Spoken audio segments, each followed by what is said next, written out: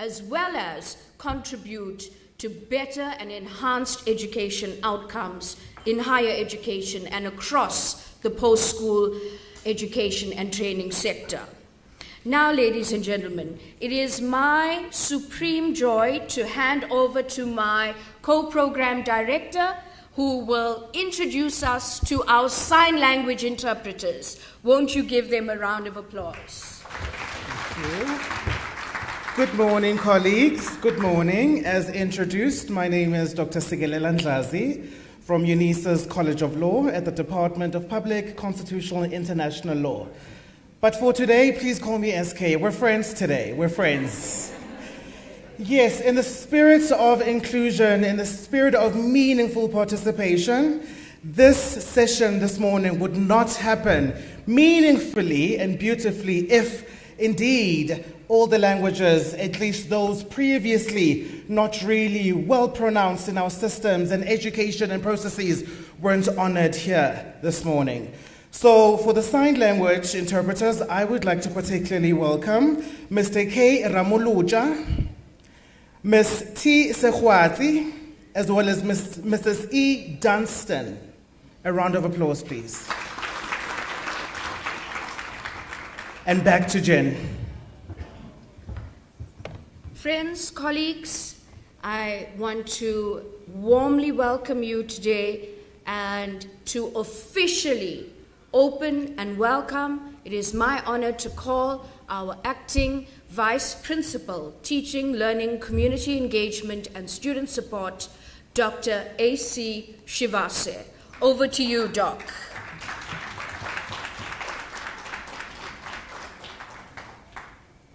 Isn't Dr. Shivase looking so handsome today? Let's celebrate him.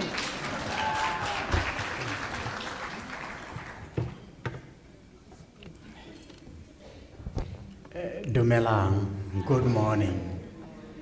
Molweni.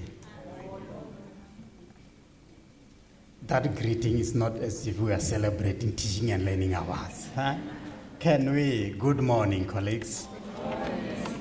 Thanks so much. That sounds better. Yes, indeed, I want just to welcome you to this august occasion, you know. Why do we say it's an august occasion? You know, some years ago when I used to go to school, you know, when you are at school, when students fail, it was because of the teacher. And when they pass, it's because they worked hard. So I'm not sure, when we look at your students, the throughput rates, pass rates, will we say they are the students or it's because of you? You know? So maybe that's a question that we need to have it on the back of our mind as we celebrate this day. Thanks so much, program directors. Dr. James, yes, indeed, we are coming to celebrate. This is a teaching and learning festival. We want to celebrate excellence in our institution. And I've said in various forums, that whatever we do as a higher education institution, including private higher education service providers, we will only be judged on one thing: student success. We can do whatever we need to do, but if our students are not succeeding, that will be the measure of our judgment. Colleagues, let me welcome you, our Principal and Vice Chancellor, Professor Puleng Kabula, who is not here with us because of other commitments. Members of MENCOM, I've seen Prof. Siputa, and I'm not sure Mana Kenesh was supposed also to be here, and other MENCOM members. We appreciate that in your busy schedule, you still manage to come and say what you are doing on the other side, in the other portfolio. Does it really support the core business of this university? Because the core business of this university is teaching and learning. Let me also welcome the hard-working committee. We know that they've been at work since the beginning of the year. And also we really acknowledge those that have sent in their nominees, compiled the portfolios. We do appreciate. Let me also highlight that the College of Law and CSET and CAES, I think this year these colleges, 3 colleges were deriving the teaching and learning initiatives. We acknowledge that. The executive management of those colleges, please note that we really do appreciate. Teaching and Learning Awards, it's a very good platform for us to showcase what is it that we are doing in our space, more especially as Cordell institution. We are a Cordell institution, and one of the biggest in the world and in Africa. Thus, in other words, when we don't do well in our core business of teaching and learning, we are almost judged by that measure. And when we do not do well in the student success, we are also judged by that. So as we celebrate today, as we celebrate this day, we want to also to zoom in to say, in our innovative teaching and learning, we now and then need to revisit our methodologies, colleagues, because we are in an open distance learning. What are the best methodologies out there to reach our students? Even those that have come to this institution thinking that I'm getting to Unisa because Unisa will be able to reach me. That must also be one of the critical issues. We don't forget that in our teaching, because of our modus operandi, the module design is also very critical. Some years ago when I used to do curriculum design, I would even say to lecturers that I was working with to say, when as a student, when I open the study guide, when it says welcome me, I must feel as if I'm in the real classroom where the teacher is standing in front of me and saying, welcome to this module. And at the next step, the teacher must introduce me and say, in this module, this is what we're going to do.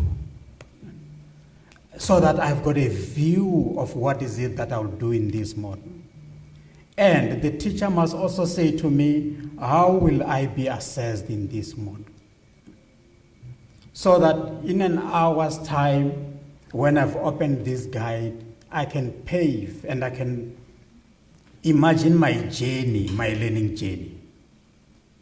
That is why we are also saying excellence in module design is one of our criteria.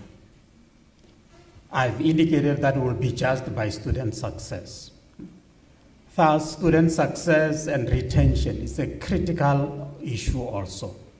many a time, more especially to our external accrediting bodies, DHET, CHE, and SAQA.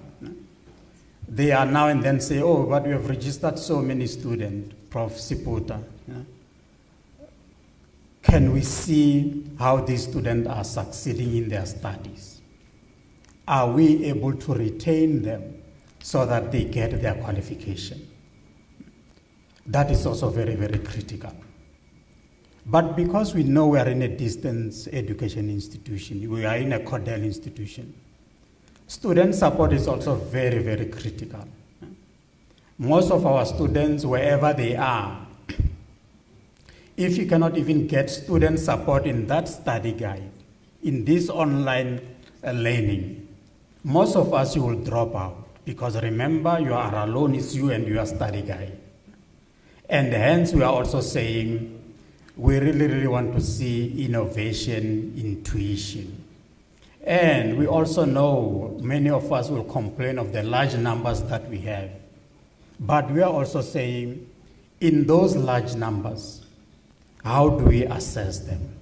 And what tools are there? What tools are there that can assist us in our assessment? Prof. Mahana, we know that many of us just want to do the quiz, And do we really, really say our students are learning when they've just gone through the quizzes? Will this be part of their lifelong journey? We are also saying, as an institution, we have embraced all the factors of transformation. Thus, that transformation must not only be seen in us, but it must also be seen in our learning guide. This year's theme of this festival, you termed it going beyond the expected. I hope all of you have analyzed the word going beyond the expected. The expected is just the normal, the normal. Colleagues, are we going beyond the expected? Can I see those who are saying I'm going beyond the expected? Hands up.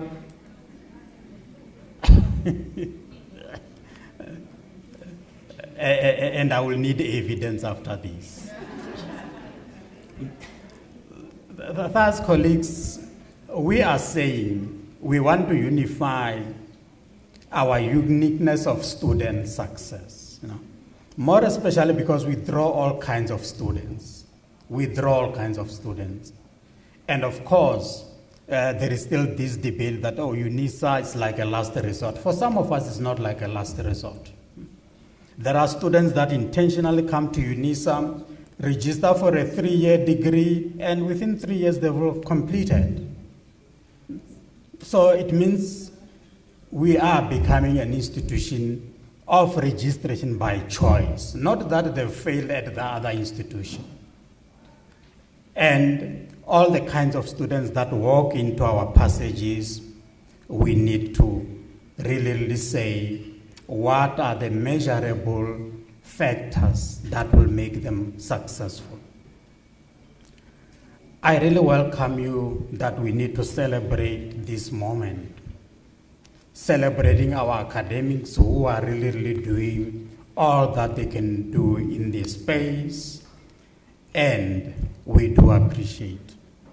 I was sitting next to Professor Dube, and he said, if we are not here to celebrate, you should not have been here then.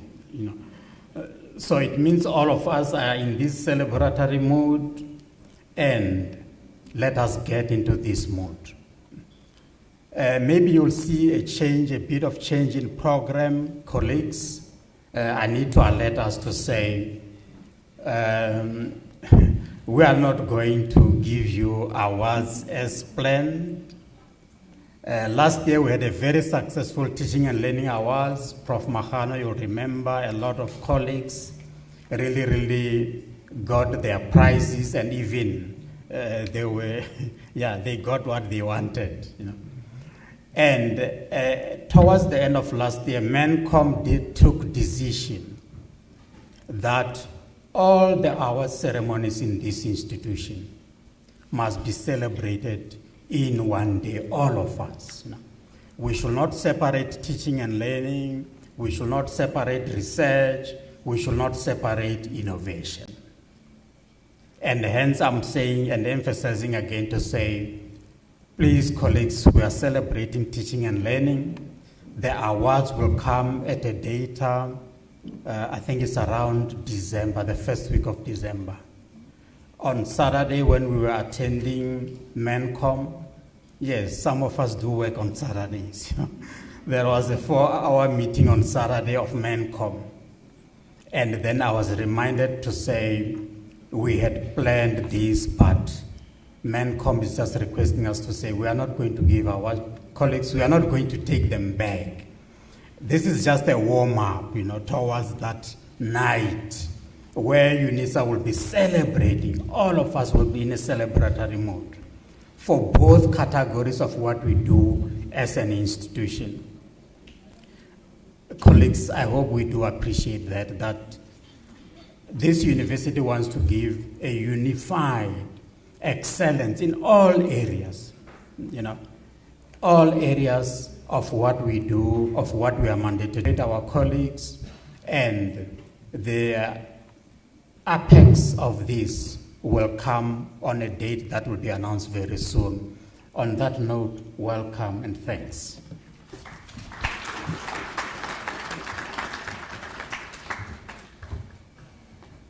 Thank you so much, Dr. Shivase, for setting the scene of what is and what is to come.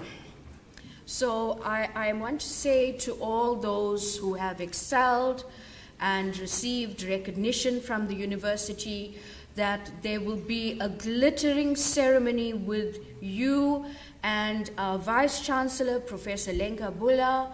There's going to be a special event where you will be adored and celebrated till the sun rises.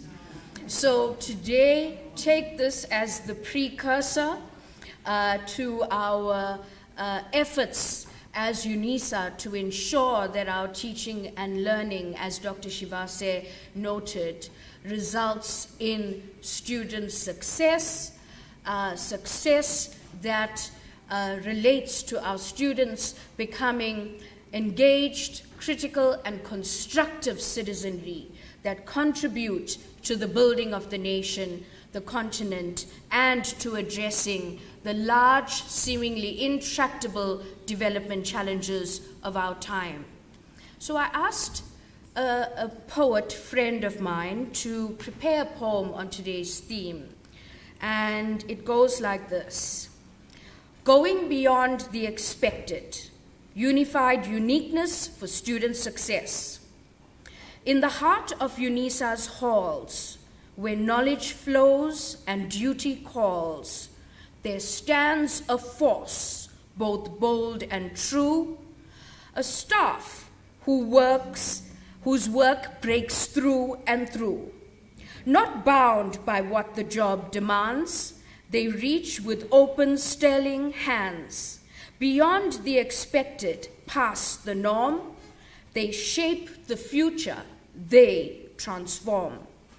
Each lesson taught a sacred spark, each student's path a guided arc, each challenge met with quiet grace, each moment held in learning's embrace.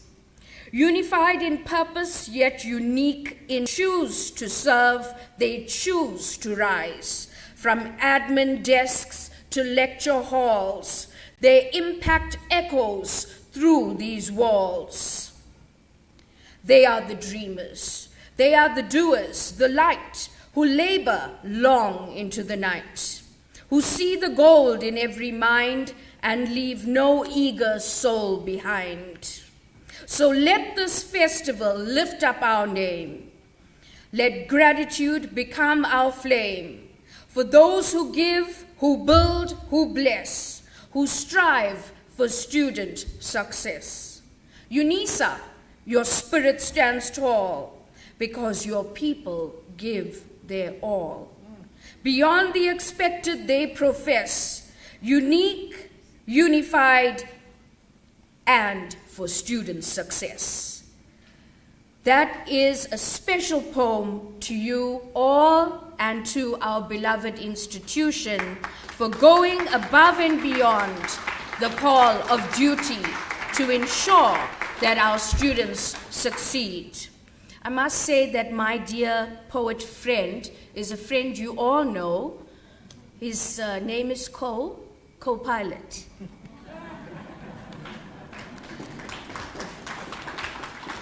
Now, ladies and gentlemen, it is my honor to call upon our keynote for today's special festival.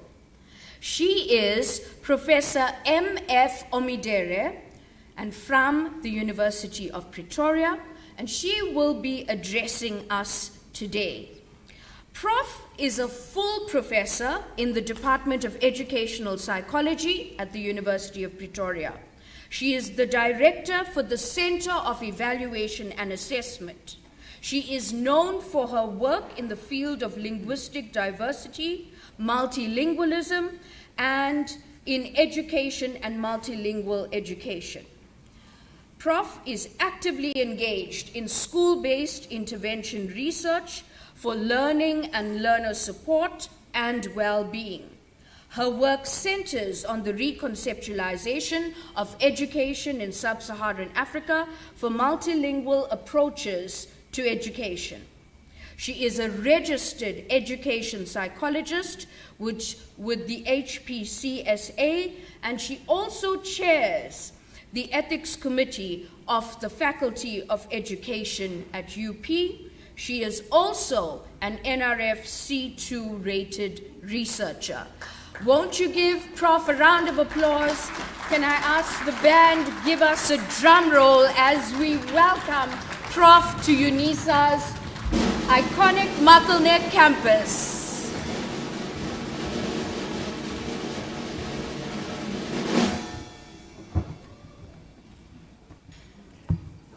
Thank you. That drum roll almost got me dancing already, so I dance a lot. Thank you very much for the warm welcome and the intro. And I must say that it's just an honor and a pleasure to be here today to join you in this celebration, in this festival where we kind of, look at ourselves, celebrate our achievements, and then maybe look how we can then move beyond and above. Okay, you want to my presentation? All right, thank you. Let's try to do this.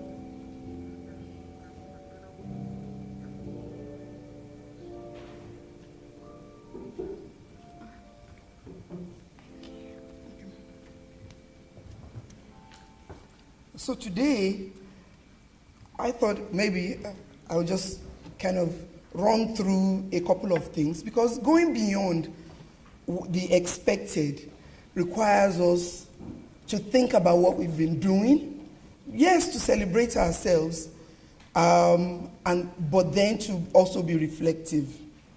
Again, I want to say thank you for inviting me, and I want to say congratulations on the event itself, for organizing such an event, recognizing the hard work people put in to their jobs. For me, teaching has always been a part of my life, more or less. I didn't realize it until I was much older. But when we were young, we were compelled to do vacation jobs by my mom. During the holidays, you had to get a job. And each time we had to do that, what I always did was found a way to teach children. to teach other children, to go to schools, to talk to teachers. How can I help? But then it never occurred to me that actually what I needed to do was to be a teacher. But no, I wanted to be an engineer and a medical doctor, and yeah, that's another story for another day. But for us to be here, it shows that we are passionate about what we do. We are motivated to teach, to want to encourage other people, to engage with other people, to bring up children, to be part of the development of individuals from one point to another, to contribute to that. And that passion is why the institution feels they have to celebrate us, celebrate you. We want to make a difference. Making a difference requires commitment. Making a difference requires hard work, sleepless nights, working on weekends, working overtime. And there's nothing we can do about that because that's who we are. If you are a teacher, a lecturer, an academic at heart, it's not a 9-to-5 job. It's your life. That's what you do. And we've been doing this and doing it well. That's why we're here. We can see progress across the country in terms of the impact universities are making, and Unisa as well, because the reach of the institution is exponential because it reaches across the world. People register at Unisa from different countries, not just the African continent. And that is impressive. We celebrate all that. But my talk today is just taking us a little bit further. How do we go beyond? Where do we go from here? What is needed for us to achieve that? And the first thing I did was to just look at, okay, what does the role of higher education institutions, what are we here to do? The most important thing that I see, this is not all, but the most important things that I see is that we need to develop a nation. We need to build a nation as higher education institutions. We have to develop the workforce. We have to create knowledge. We have to be innovative, and we have to develop minds that are entrepreneurial, creating jobs and creating the spaces we need. So you can see that as lecturers, we have a lot of work to do teaching and making sure that those people that we come across, those that our lives interact with, are never the same again. So I looked at the world of work, and I'm saying, how are we preparing our students for the world of work? Employment versus employability. We are talking about going beyond what we do. We are doing what we are supposed to do, and we are excelling, but we need to think beyond that. Students' completion rates. See, there are awards for each of these categories. From 2008, thereabout, till last year, the figures have continuously dropped in terms of early exit from institutions. As of last year, depending on which source you are looking at, it was about 40%. But then we can't ignore that 40%. Why are we losing them? What's happening? And then I looked at inclusive education. Again, language, assessment, social isolation. Are we taking all of this into account when we prepare our teaching, what we do?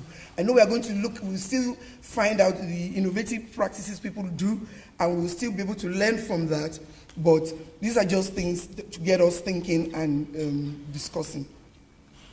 So I thought, just for this short presentation, I'll focus on collaboration, inclusion, a focus on the beginning and the mental health and well-being.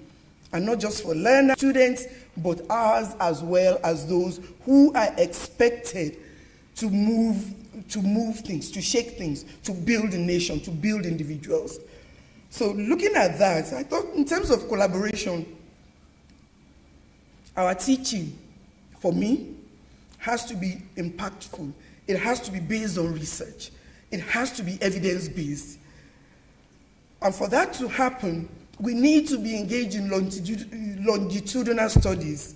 We need to have recommendations that are actionable in terms of what we do in our classrooms, that we can inform the policy that we hope will change to favor the learners that we have, that the students that work with us. And this might seem a little bit awkward for some, but in my personal opinion, I think for us to say we want to collaborate, the question we need to ask ourselves individually is, how many people in my department do I collaborate with in terms of developing the materials that I use for teaching and learning? How many people do I do research with that informs what I do for teaching and learning? Then in the department, within my faculty and across faculties, because we can't do it alone. If you're talking about mental health, that's not in the education faculty alone. We are talking about psychology. If you're talking about well-being as well, you could go to health sciences, you go to psychology, you go to different. So we cannot work alone. We have to be able to work together. And to move the needle, to move to go beyond, we have to think in terms of collaborating across faculties, across institutions, within the community and the private sector. And I intentionally put the private sector and industry there, because what are we doing? When we teach and develop programs, we develop things that we're doing, we begin with the end in view, because what we are trying to do is to develop students who become part of the workforce. And that workforce is external to the institutions. It's outside the institutions. It's your bank, it's your industry, it's your mines, it's where are they going? And if we don't collaborate with them to understand what it is that they need, our teaching and learning is going to be confined within the institution. And then we're going to end up having graduates that know everything by the book, but cannot apply anything in real life. So we need to know what is needed. We need to know, and we need to work together. Gone are the days when we have my study guide is my study guide. My strategies are my strategy. I have to guide it closely. Nobody must know my secrets within my classroom. Those days are gone.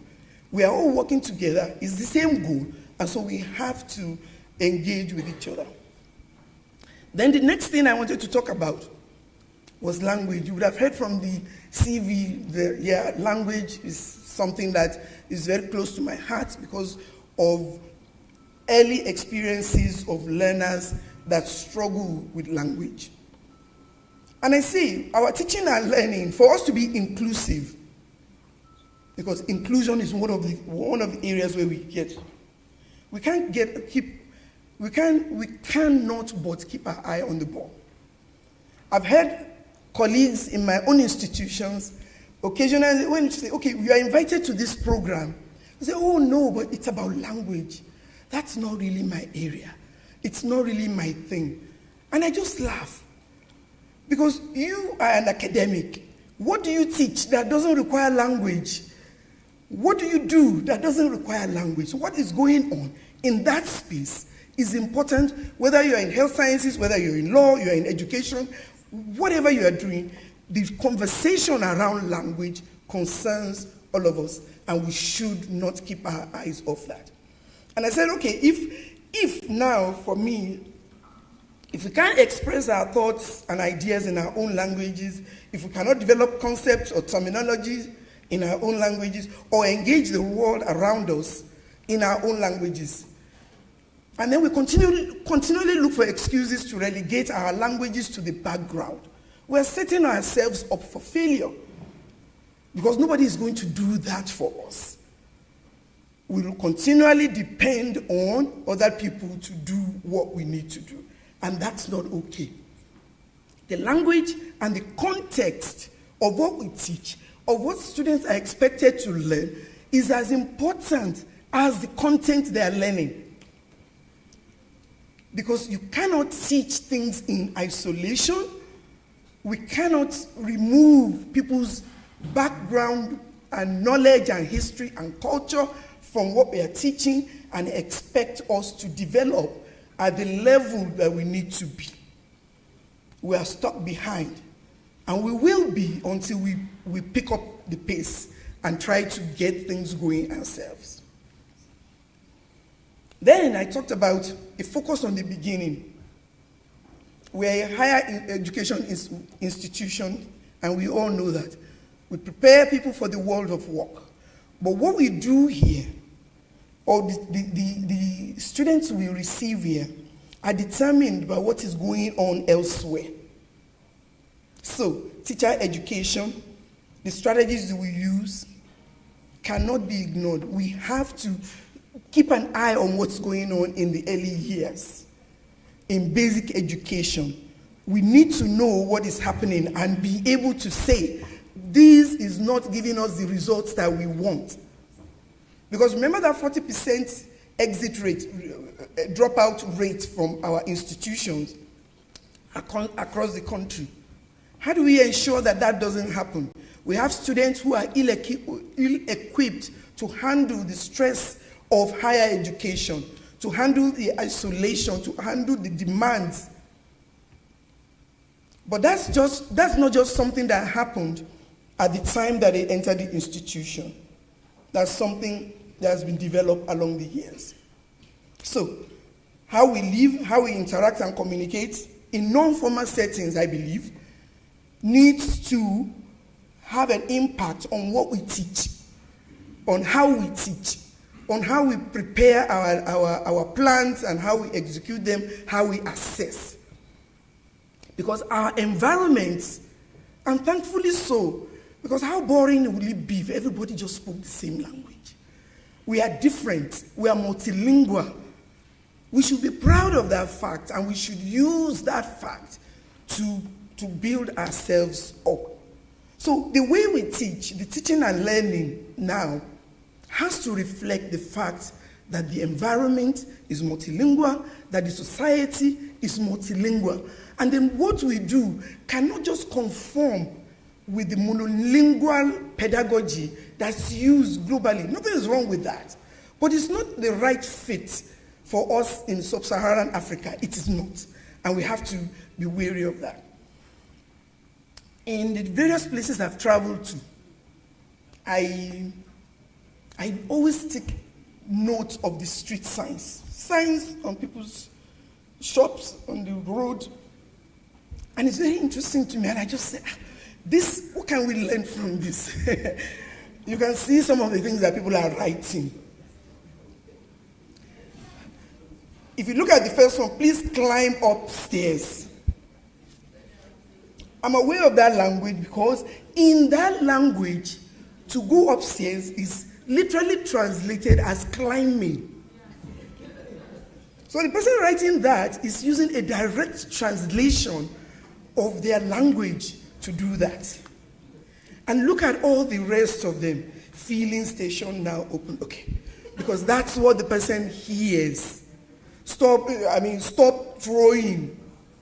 So what's the W doing there in the first place? Let's ask the Queen. Why is there a W there? Because this person obviously feels throwing doesn't need the W and all of that. And you can see, I look at this, I have dozens of them. The way people, how do we take that on board when we plan how to teach people in environments where they have to deal with multiple languages? So we have to throw rigidity out of the window. The innovation has to come in. We cannot do it by the book because the book is not correct anymore. The book is not the way it's supposed to be. The book is designed for a different environment. And so I say to you,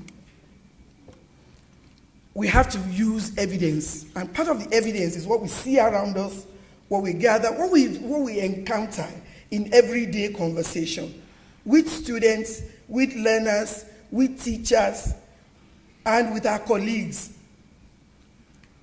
What do we derive from the environment?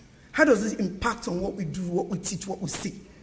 How do we integrate our own ways of knowing? I mean, in recent years, a lot of indigenous knowledge systems have been incorporated into medicine. People are now going back to find out. I'm part of one project in Venda. How do you deal with insect life? It's a transdisciplinary project. What do you do to survive? What did you do to survive? We are going back to find out what people did. So our way of knowing, our ways of knowing cannot be thrown out because we want to be picture perfect. It can't be. So for teaching and learning excellence for the future, for going beyond, we need to pay attention to what is happening in basic education for us to achieve the desired effects in higher education and pay attention to what is happening around us to inform what we do.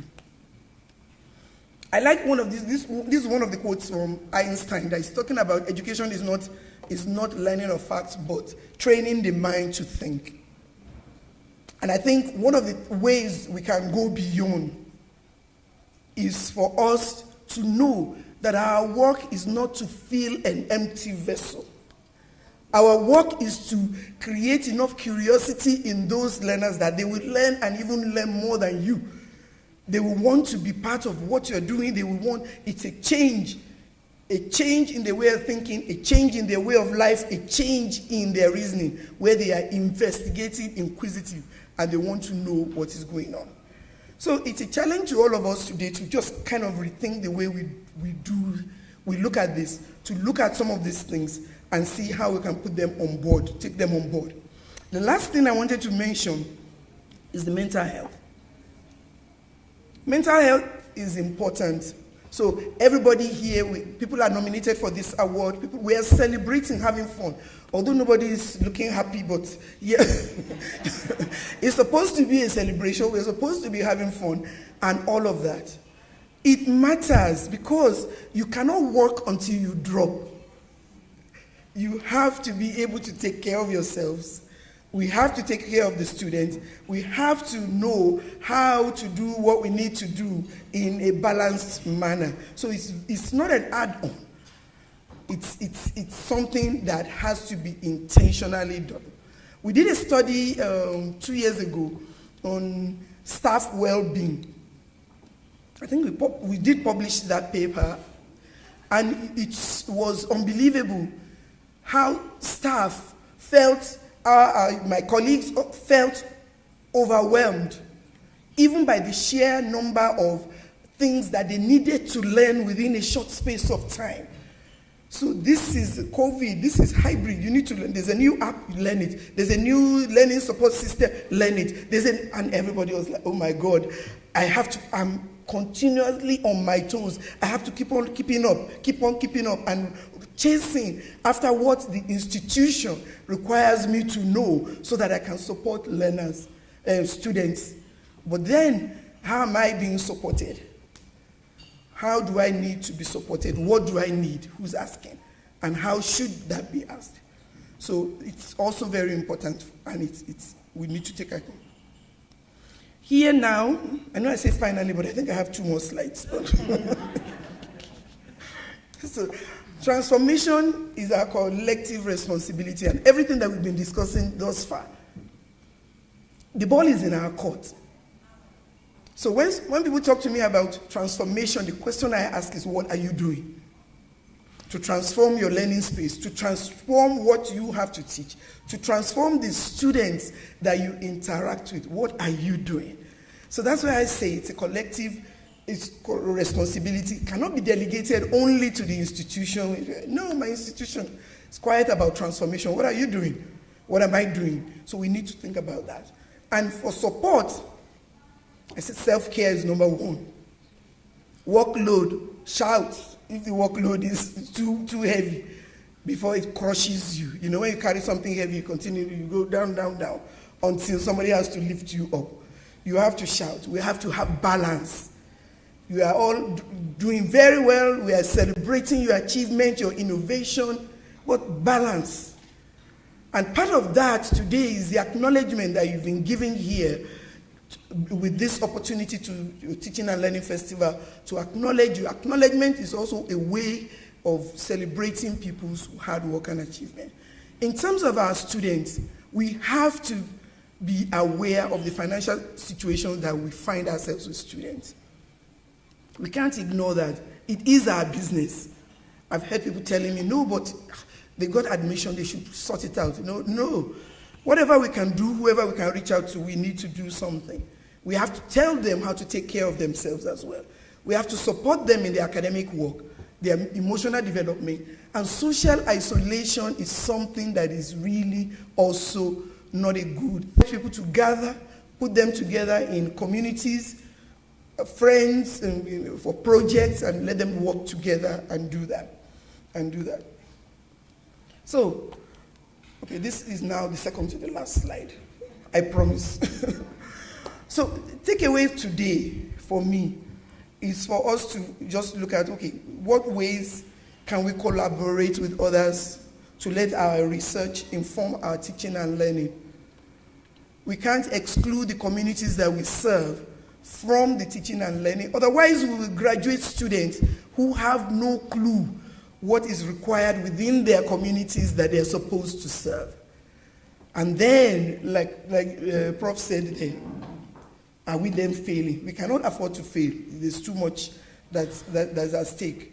What role can we play in supporting students and encouraging inclusive practices? You have to take this away and think, what are the inclusive practices within my module, within my faculty and my department? What can I do to make a difference? How can I be the transformation that I desire? Then how do we encourage creativity and innovation through teaching and learning? A lot of people complain about AI now. AI is the problem. ChatGPT, people are copying, downloading things. What do we do? Have we gone far enough to think in terms of how do we teach? How do we expect them to demonstrate learning? How do we assess? And how can we use those methods to ensure that AI doesn't have the upper hand? How do we expect students to practicalize what they learn?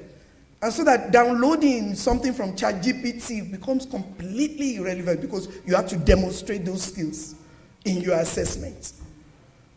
Those are things that we can think about. In what ways do we develop skills required for the world of work? How many companies, before finishing your study guide, how many companies, HR or PR sections, departments have you spoken with? See, what exactly, for you to employ someone with this degree, what skills must they have? And then how do you reflect that in your teaching? How do you expect them to do that in their assessment? So that when they leave you, go to another module, you can say, these are the skills and competencies my module has impacted on everybody within it. So we need to think about that. And finally, I want to just congratulate everybody. These are the different awards. People are going to get awards for module design, retention.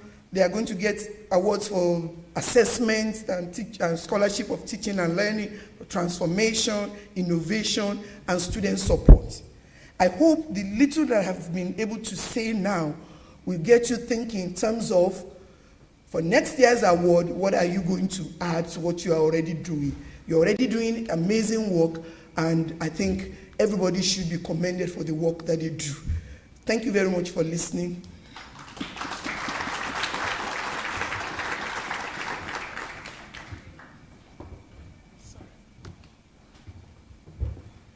Thank you so much, Professor Omidere, for your enlightening keynote address. You've offered us a panoramic view of the evolving landscape in higher education, teaching, and learning, and you've provided us with valuable insights into enhancing student success. Prof, I'm so sorry that I let you go from the stage. I'm going to actually call you back because we have a very, very special gift for you. Can we have the band to celebrate as we hand over this special gift to Prof?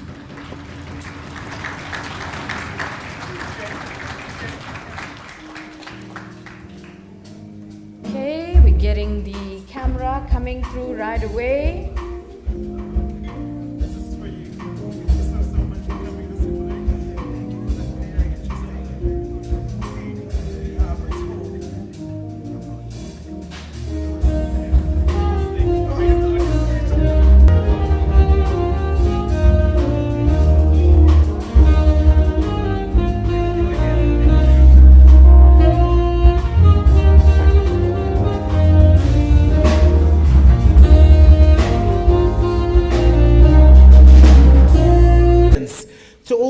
imperatives that make up the education journey and the learning structure of every single student in South Africa.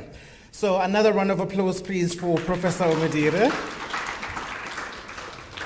Prof, I am going to take a couple ideas from your speech just to gauge the attendance and the focus of the room. This is question time. This is question time, and I would like to believe that there's a couple of gifts. Professor Benson, are the gifts close by for us? Thank you very much.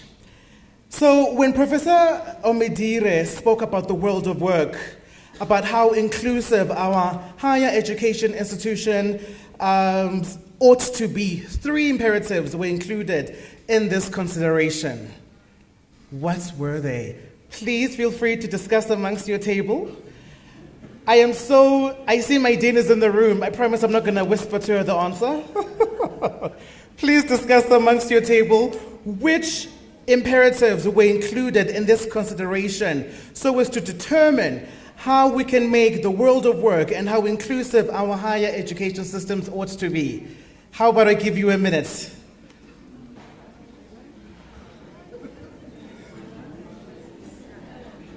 Colleagues, if you have the answers ready, you can really just raise your hands.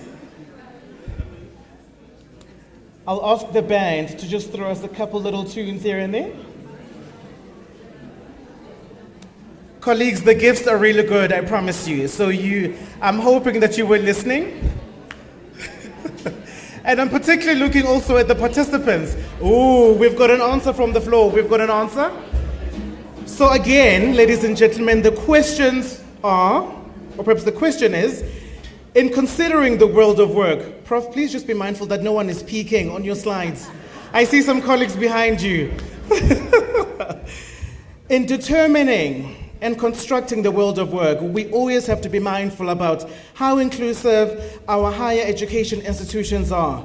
There were 3 imperatives under this consideration. I think there's an answer from the floor. Does she have one or all of them? All of them. Okay, do we have a roaming mic for our colleague?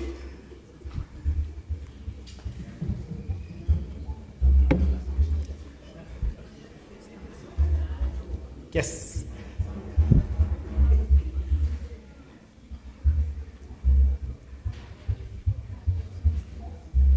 You can just tell us your name, your affiliation, which department, which college you're from, and the much anticipated answer. Okay, my name is Monique Chirani from CCI, School of Engineering, Department of Mining, Minerals and Engineering. Welcome.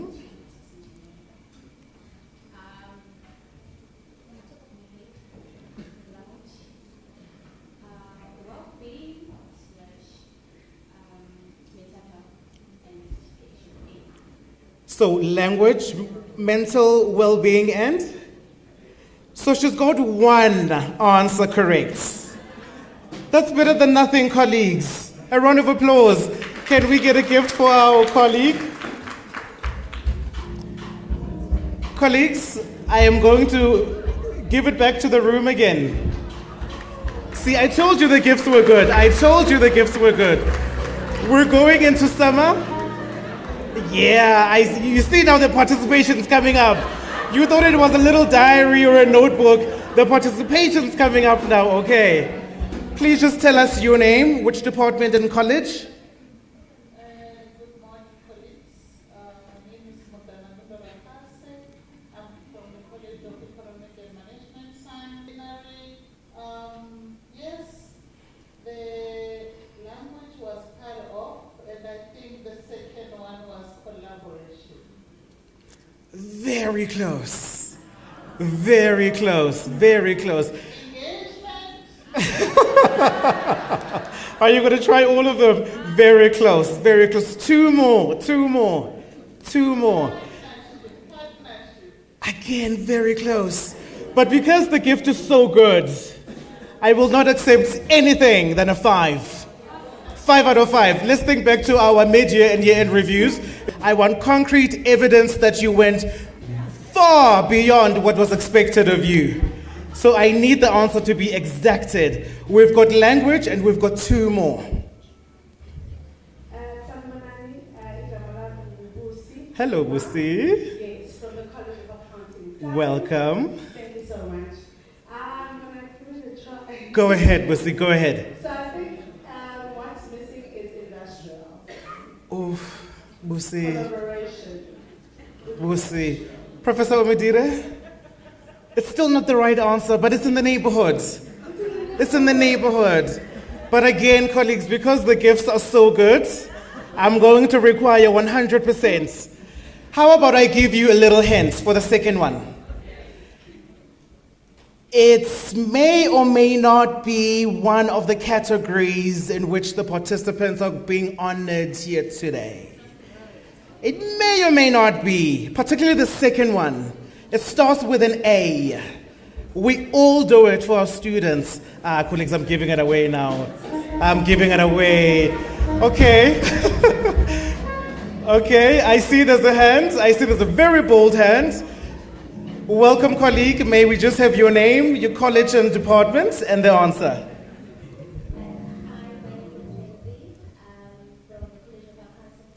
Good morning.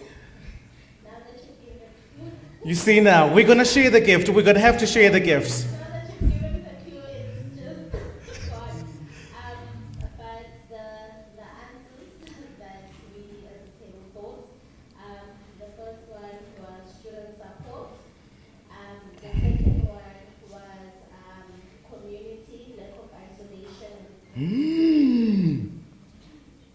You are now you're in front of the house. You aren't in the neighborhood anymore, you're in front of the house. The word that you just said, but there's an adjective in front of isolation. There's an adjective in front of isolation. Professor Medire. Okay, colleagues.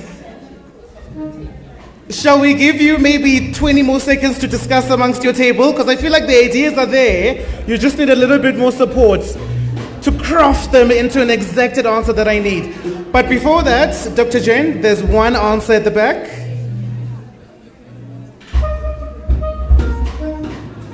You see, colleagues, even the table at the back just gave you another clue now. So it's now just meant to be a walk in the park, Prof. A very good morning.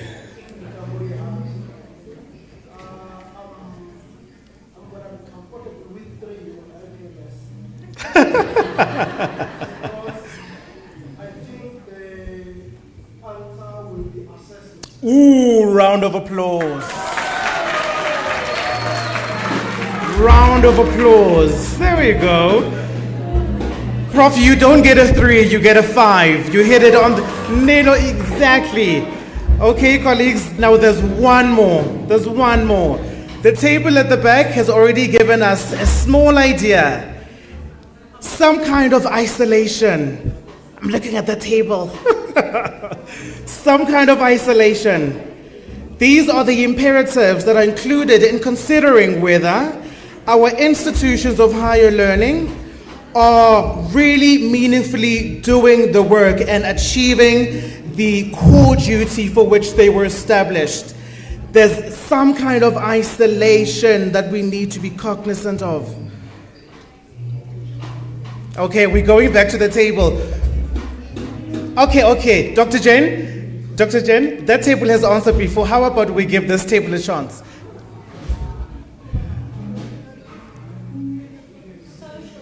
There we go.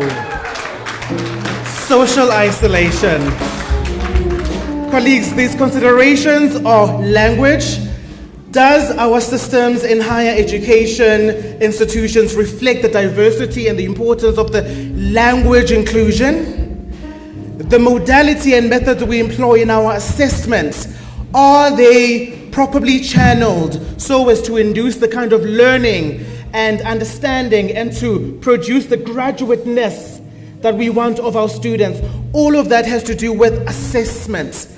And the third, which arguably even applies to us, as academics, the social isolation, in the age of virtuality, in the age of digital meetings where community and communication is something that is felt as so past, social isolation is something that is very important to consider in the methods of our higher education institutions. May I request a round of applause for all the winners? Okay, Dr. Chivasa, I feel like that round of questions was very difficult, wasn't it? I feel the colleagues were sweating. They voluntarily came down from 5 to a 3 because they just want the scale to be somewhat manageable. So I'm going to ask now an easy question, colleagues. Come on, this one I'm just sure the room is going to shout it out. Dr. Chivase, in his speech, mentioned this kind of misplaced understanding of Unisa as an academic institution, that we are an institution of last resort where students, if they can't get in all the other sister institutions, they come to us. But that is not true. That is concretely not true. In Dr. Chivasa's speech, he used 2 specific words to describe Unisa as an institution. What kind of institution shall matriculants and our customers in South Africa globally, in the African context, what kind of institution are they to see Unisa as? Just 2 words. 2 words. As an institution, there we go. As an institution of choice, you get a very, very nice gift. It's on the way. It's on the way.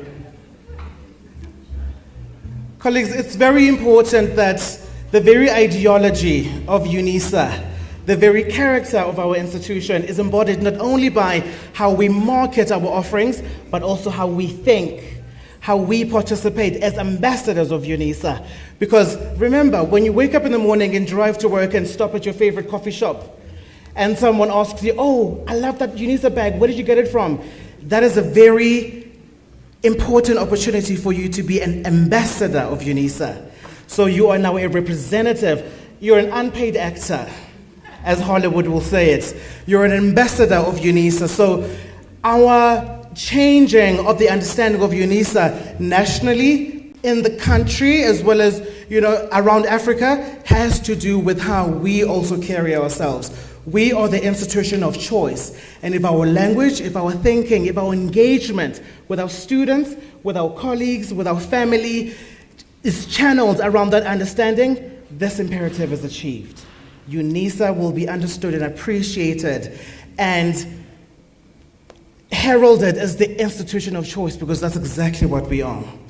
A round of applause for all the participation in the room. In the corner, I see a very well-dressed band. And I'll tell you something, perhaps an anecdotal note about bands and the arts. Whenever I look at band players and artists, I see the bravest amongst us. I come from a very rural village in the Eastern Cape, Kukatyana, Ewillovale. And I'm sure my colleagues and friends will share the same sentiment that when you grow up in an African home, when you say, "I want to be a singer, I want to be an artist," you are told you will never make a living. There are only 3 options: a doctor, a lawyer, or an engineer. So those who stood against those kind of responses are the bravest amongst us, the very talented amongst us, the very talented of society. So I would like them, colleagues, to just offer us whatever musical idea or note that they may have.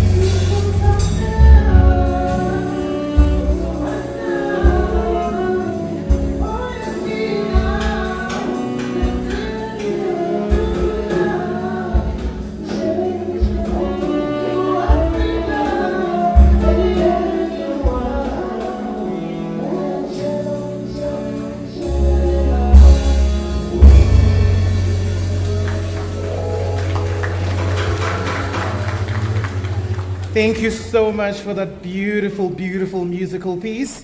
Ladies and gentlemen, colleagues, the band is Session Friends. So if you ever want to call them out to a picnic or a little rendezvous you're having with your family and friends, you can find them. I'm sure they will have their contact details, but their title is Session Friends. Thank you so, so much. Another round of applause, please. Now, colleagues, I would like to welcome to the stage Professor Bernadine C. Benson, who is the Acting Head of Academic Quality Assurance and Enhancement in the College of Law. Her role this morning is just to give us the lay of the land in terms of the road that canvassed and we championed to get to where we are this morning. Professor Benson.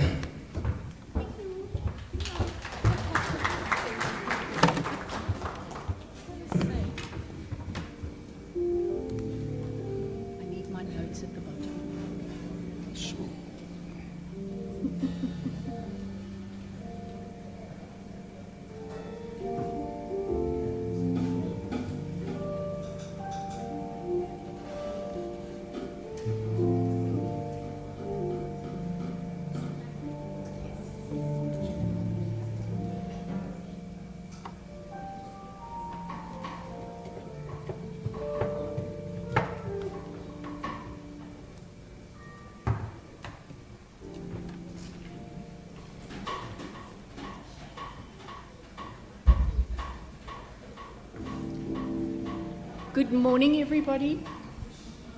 Good morning. Yes.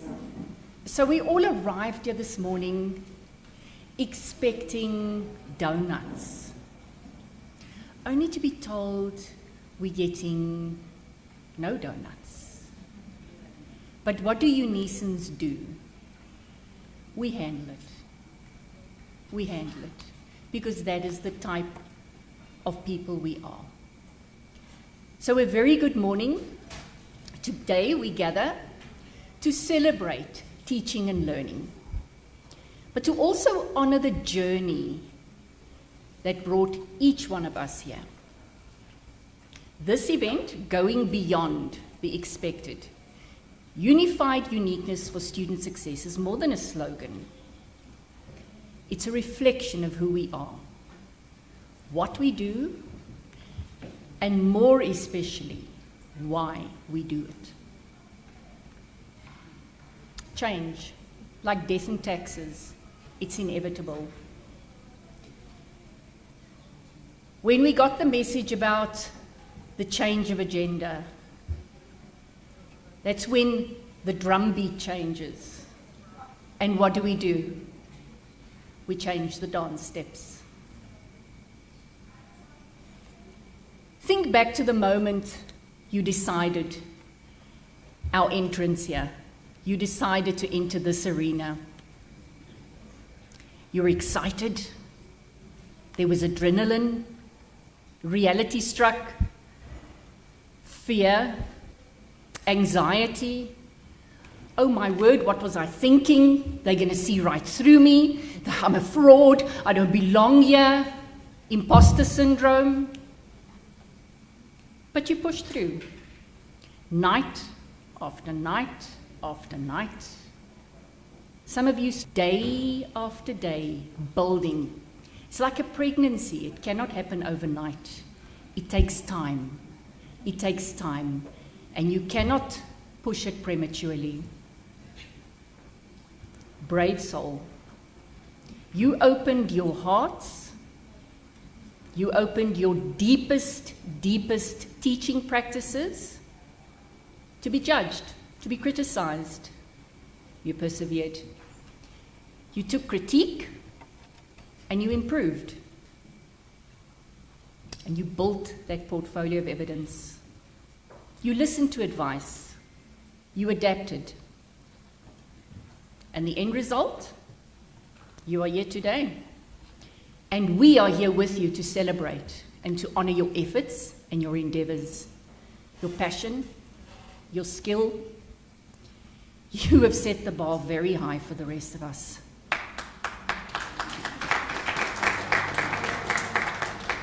You have told us, look at what is possible when you believe, when you surround yourselves with people who believe in you.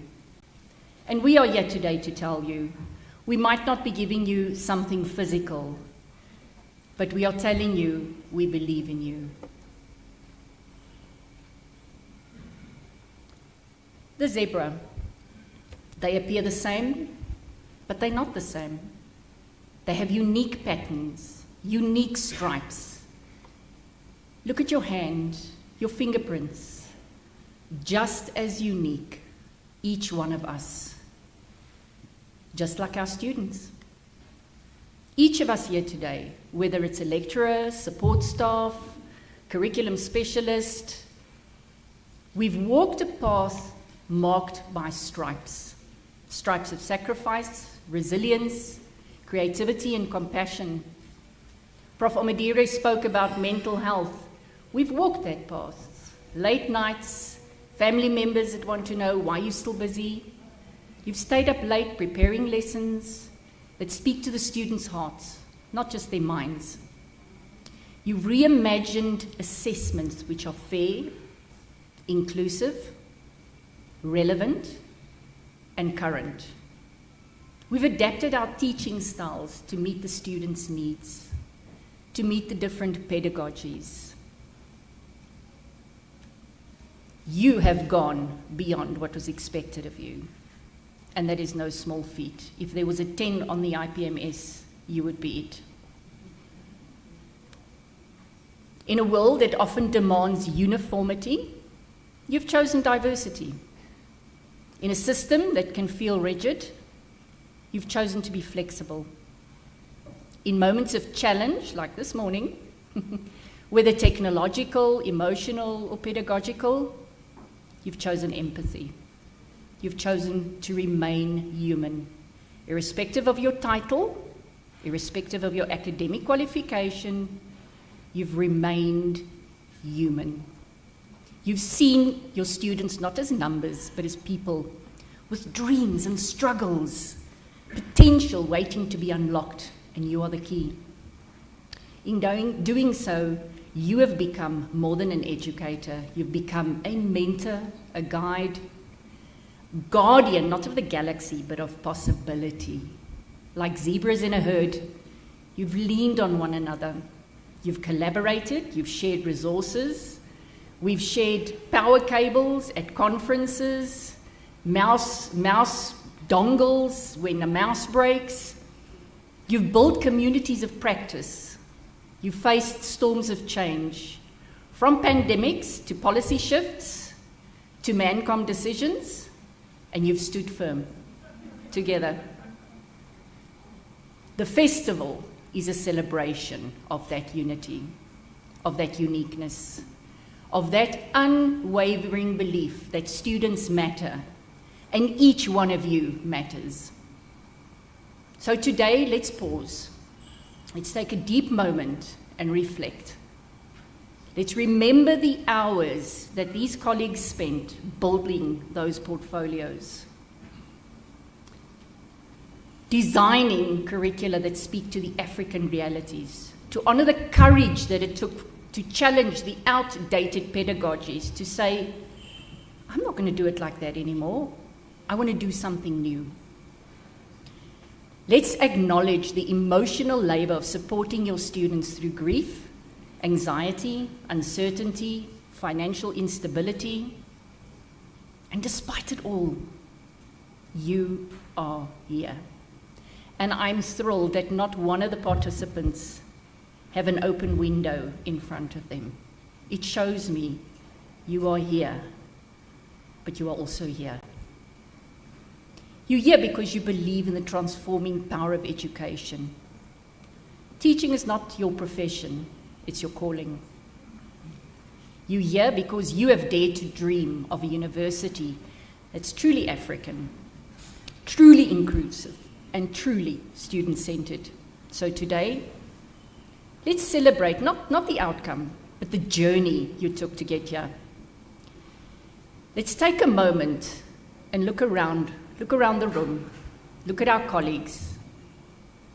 Look, turn your heads. I promise you it won't break off. Turn your head. Look at your colleague. Look at the admin support. Look at your line manager. Look at the media people. Look at the catering staff. Unisans. Take a moment to reach out and say thank you. I appreciate you. Sawubona, I see you. You are my brother. You are my sister. Let's celebrate the stripes that make each of us unique, the struggles that have shaped us, successes and failures that have inspired us, because nobody gets here just with success. Learning to fail is just as hard. The students remind us every day why we do what we do. They are the reason we get up in the morning. Let this festival be a reminder. Going beyond the expected is not a destination, it's a way of being. And as we look ahead, may we continue to walk this path with courage, creativity, and compassion. Because when we honor the uniqueness of each and every student, each and every academic, staff member, Unisan, decision maker, we build a future where success is not just possible, but it is inevitable. Thank you, colleagues. Thank you. And now we need to play a bit of those games with the pictures. If we have some of those pictures.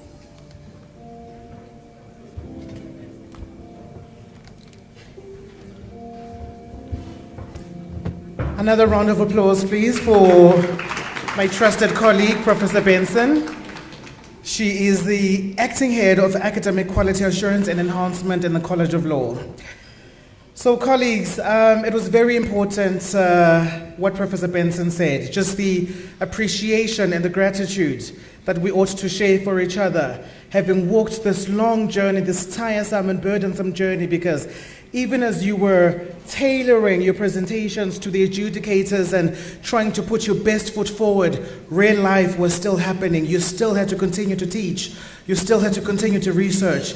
You still had to continue to attend departmental meetings, college initiatives, institutional events. You did all of that with such grace and such professionalism. And selfishly, I just want to give each and every one of you, everyone who participated, a stern round of applause, please.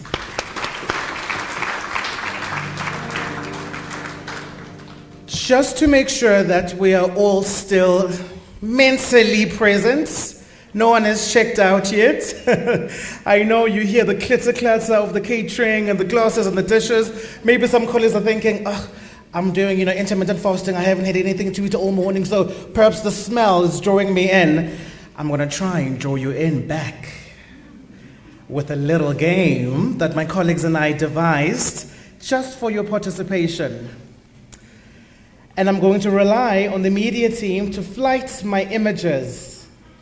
Are we ready? I will explain the concept of the game, but I just want to get a signal from my media team that if I request a specific image, it will be flighted on the screen. So basically, the concept, colleagues, is I'm going to present an image on the screen. In your table, you will have to discuss what that image is. These are fun little games that I think will bring us closer as colleagues, will test our understanding, because so many people will see one thing, but perhaps from a different perspective, and say, no, I just see a dog, I see a horse, when it's the same image. Perception is something that's very, very profound. So media team, can I rely on you to flight image 6?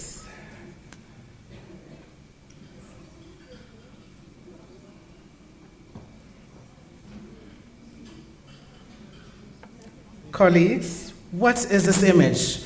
Please speak amongst your table. I would like to say there are gifts again for this game as well. So colleagues, you saw how good the gifts are. If you miss out on this game, unfortunately, there won't be another game. Colleagues, I see some colleagues who were in the meeting with me raising their hands. No, you may not participate, because you know all the answers. Prof. Benson, you're not invited to the game. Okay, I see at the back there, I see. Yes, first, may I have a roaming mic, please? Colleagues, what is this image? Please do not give me a synopsis. Please do not give me a concept note. Please don't give me a critical reflection. Just give me one word. What is displayed in this image? Go ahead. Yes, the colleague. Please introduce yourself, your college, your department. Good morning. My name is Joseph. I'm from the College of Law, Corrections Department. That's my colleague from the College of Law. I promise I didn't give him the answer, colleagues. And that is an ice cream. That is a? Ice cream. So, scream. Colleagues, let's give it to them. Let's give it to them. But colleagues, remember, I'm hearing a lot of protests. I'm hearing a lot of protests in the room. Colleagues, let me explain the concept. Please, let's have the picture up again, just to explain. That is an S with cream all over it. That's scream. And colleagues, also remember, the very notion of the game is participation. So just because his colleague helped him goes to show that they were listening to the instructions discussed amongst your table. Perhaps your colleague will help. My dad is looking at me like. So colleagues, okay, media team, I think now the room understands perfectly what this game is about. You have to discuss amongst your table, and when you're confident in the answer, just raise your hand and we'll come straight to you. May I request image number 1?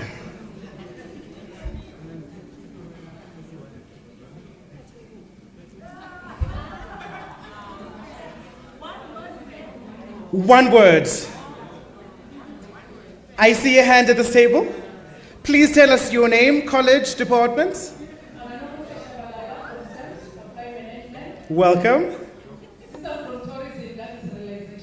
That is?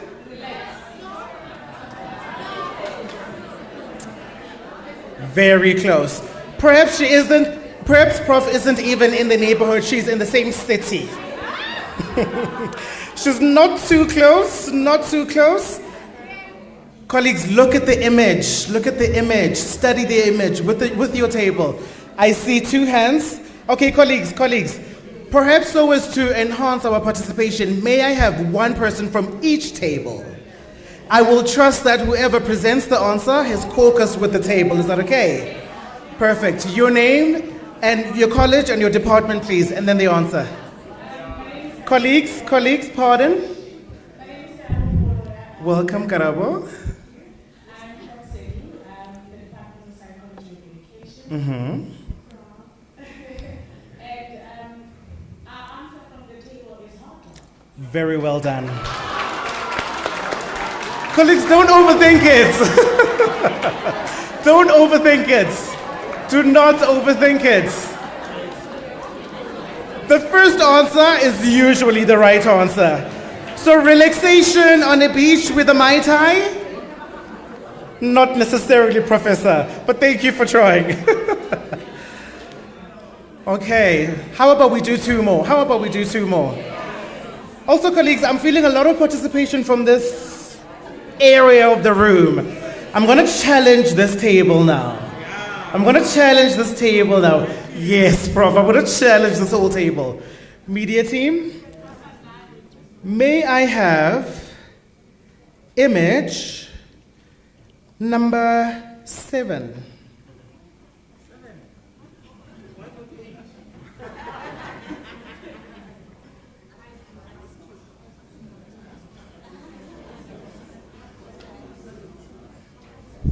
See, colleagues, this is an easy one. I've heard it already. So how about we all shout it together? 3, 2, 1.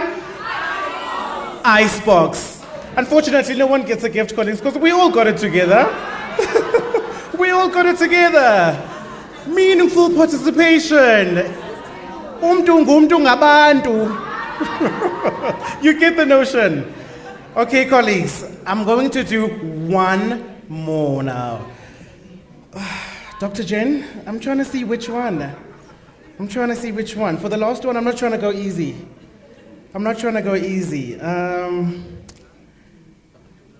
Media team, how about we go for image number 3?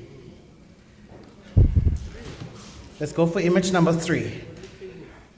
If you get it, I'm hoping you get it. Okay, hang on. I need the entire image on the screen. It's cut off a bit.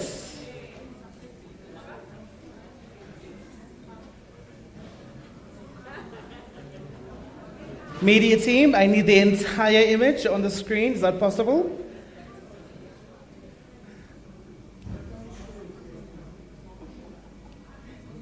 I think the media team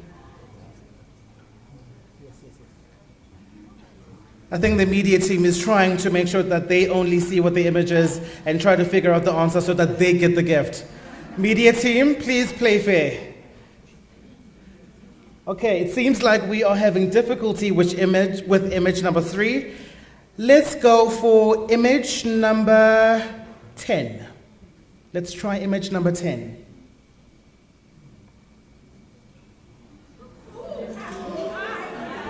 Okay, colleagues, I'm going to choose one colleague. Please don't shout it out. I did say this table. Okay, colleagues, I did say this table. Image number 10, your name and your college and department, please, and then the answer. College of Law. Welcome. Bookworm. The winner is Anisa Jali. Colleagues, no. What do you mean Anisa Jali?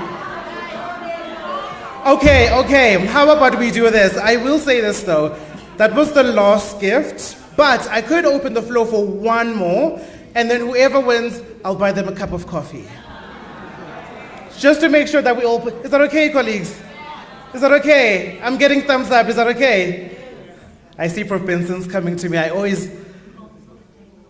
Oh, colleagues, there's plants on the table and they're real. I'm a new plant dad. So whatever plant I see, I'm so excited to. So I would be excited for that.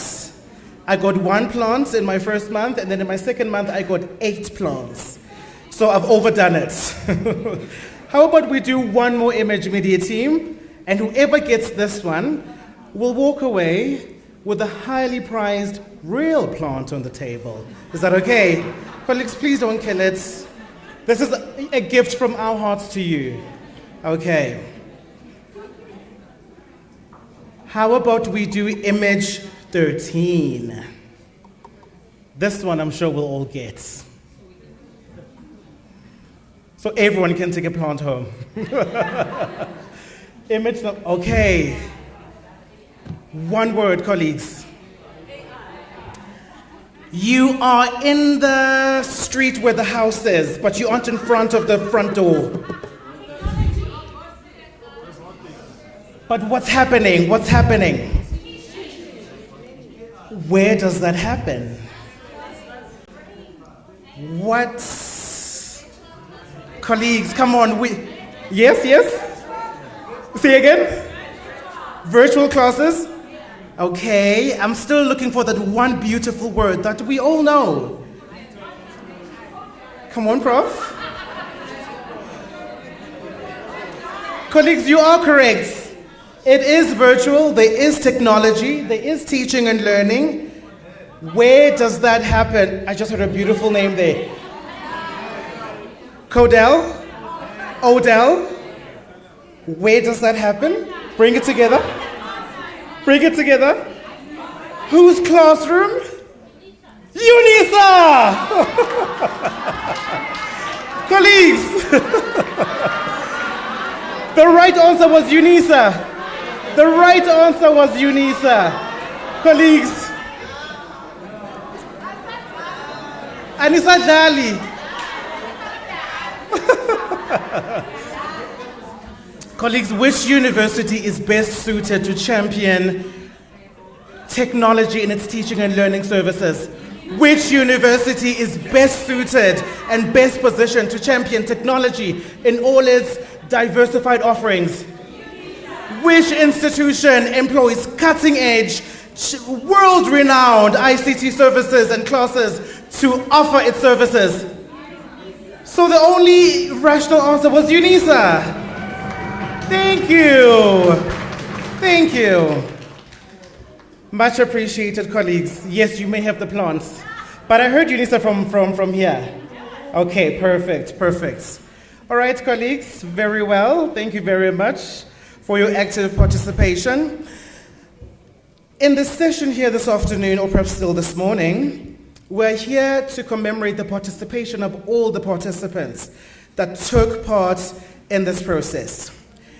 And this process, and today, as well as the actual prize giving in December, could not have been possible without the so beautifully offered participation of the adjudicators as well.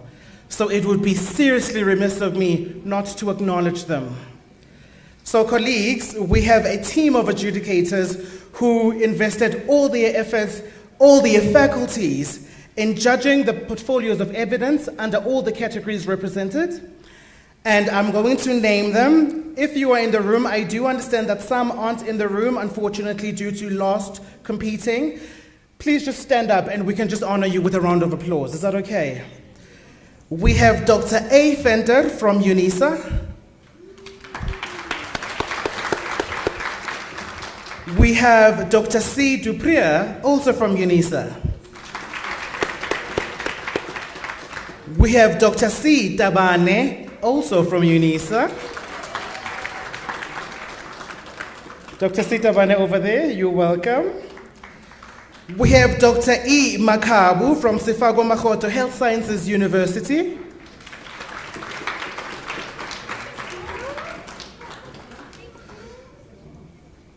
We have Dr. I. Mare from Unisa.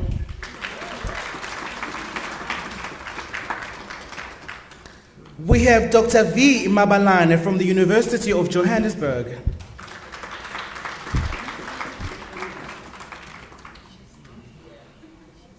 Unfortunately, she could not make it this morning due to last-minute competing interest on the calendar. But another heartfelt round of applause in absentia, please. We also have Dr. M.A. Kasim from the University of Johannesburg.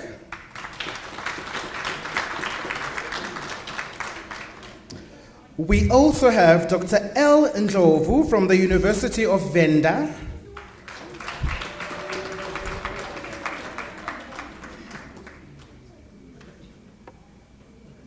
And we also have Professor Z. Kagata, I hope I'm saying it properly, from Unisa.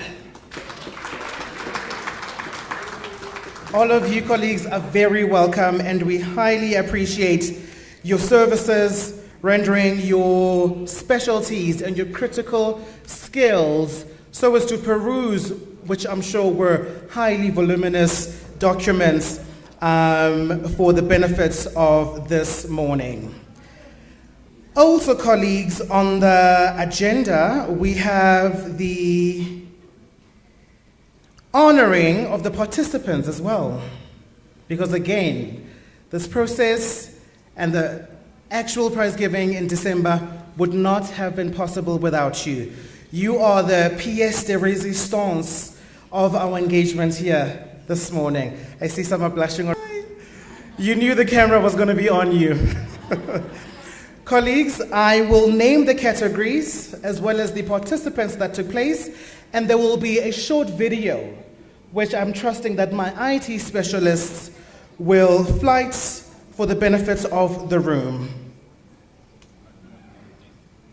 I'm giving the media team an opportunity to make sure that all their ducks are in a row. The first category Participants in the Lifetime Award for contribution to teaching and learning. May we have the video, please?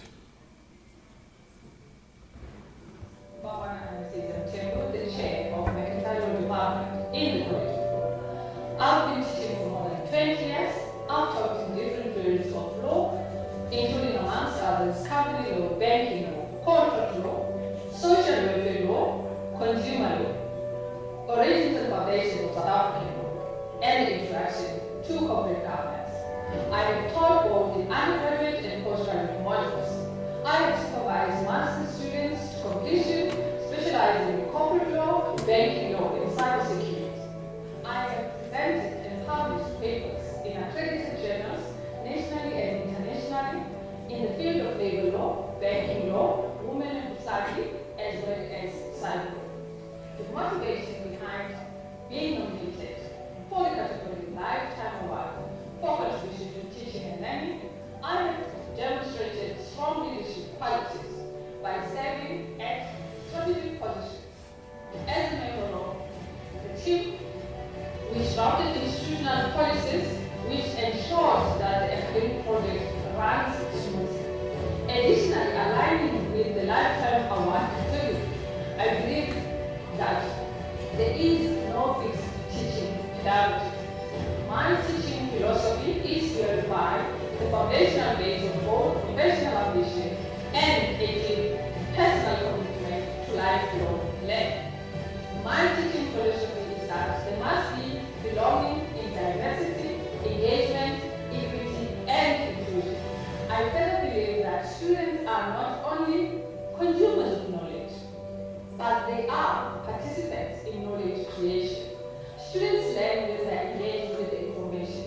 I've done this through the 4-High program, which I have developed in the College of Law.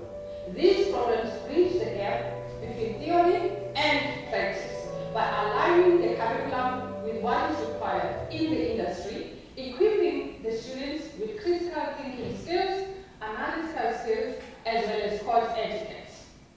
This teaching method is flexible, it is engaging, and it involves technology.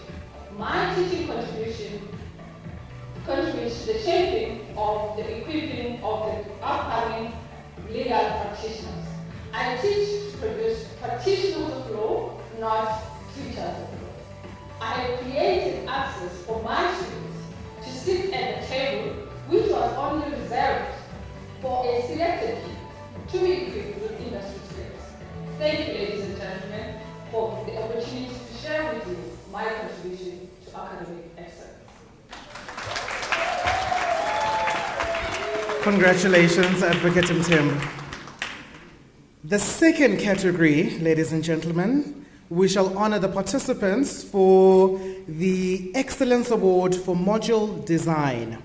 And the first of these is Ms. N.J. Ramanamane. Greetings to you all. My name is N.J. Ramanamane from the College of Science, Engineering and Technology. I'm honored to be the finalist in Category 2, Excellence Award for Module Design. The motivation behind this category of Excellence for Module Design is rooted in the theme Going Beyond the Expected and Unified Uniqueness for Student Success. In Design for Fluid Mechanics 1, my goal was to create an inclusive, learner-centered environment that celebrates the diversity for all students, whether differently abled, incarcerated, first generation, multilingual, rural, or international. Diversity is embraced as a strength, not a challenge. Through multilingual closings, narrated OERs, WhatsApp, supported groups, and video-led labs, no student is left behind.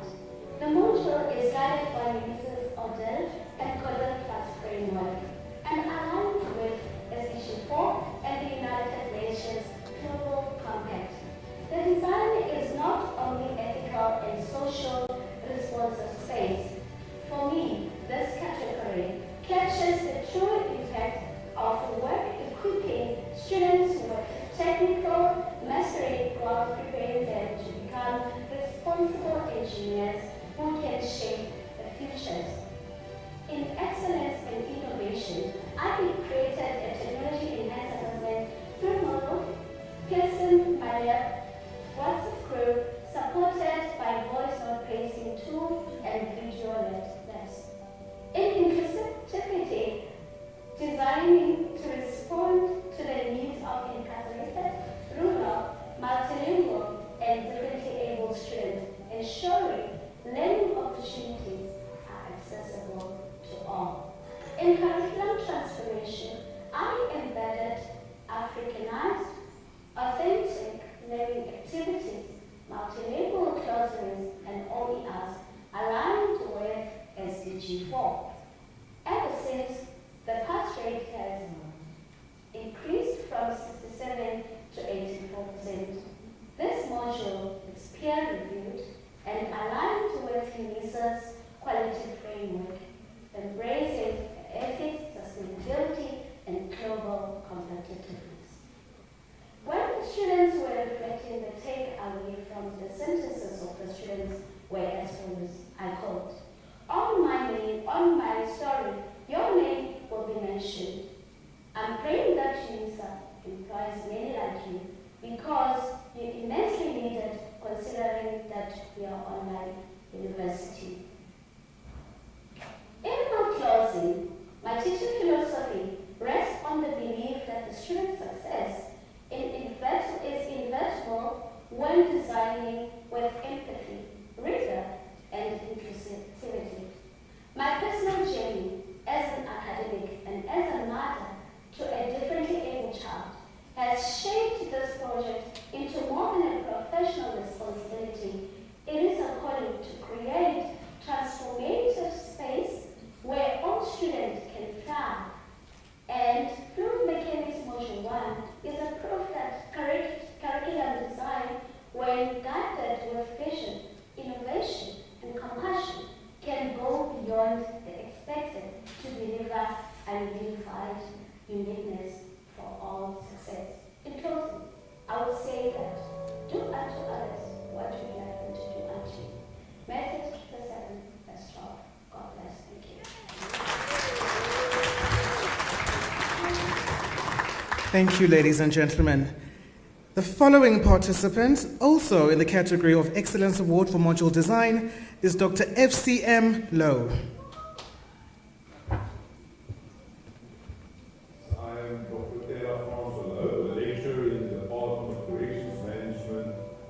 School of Criminal Justice within the College of Law.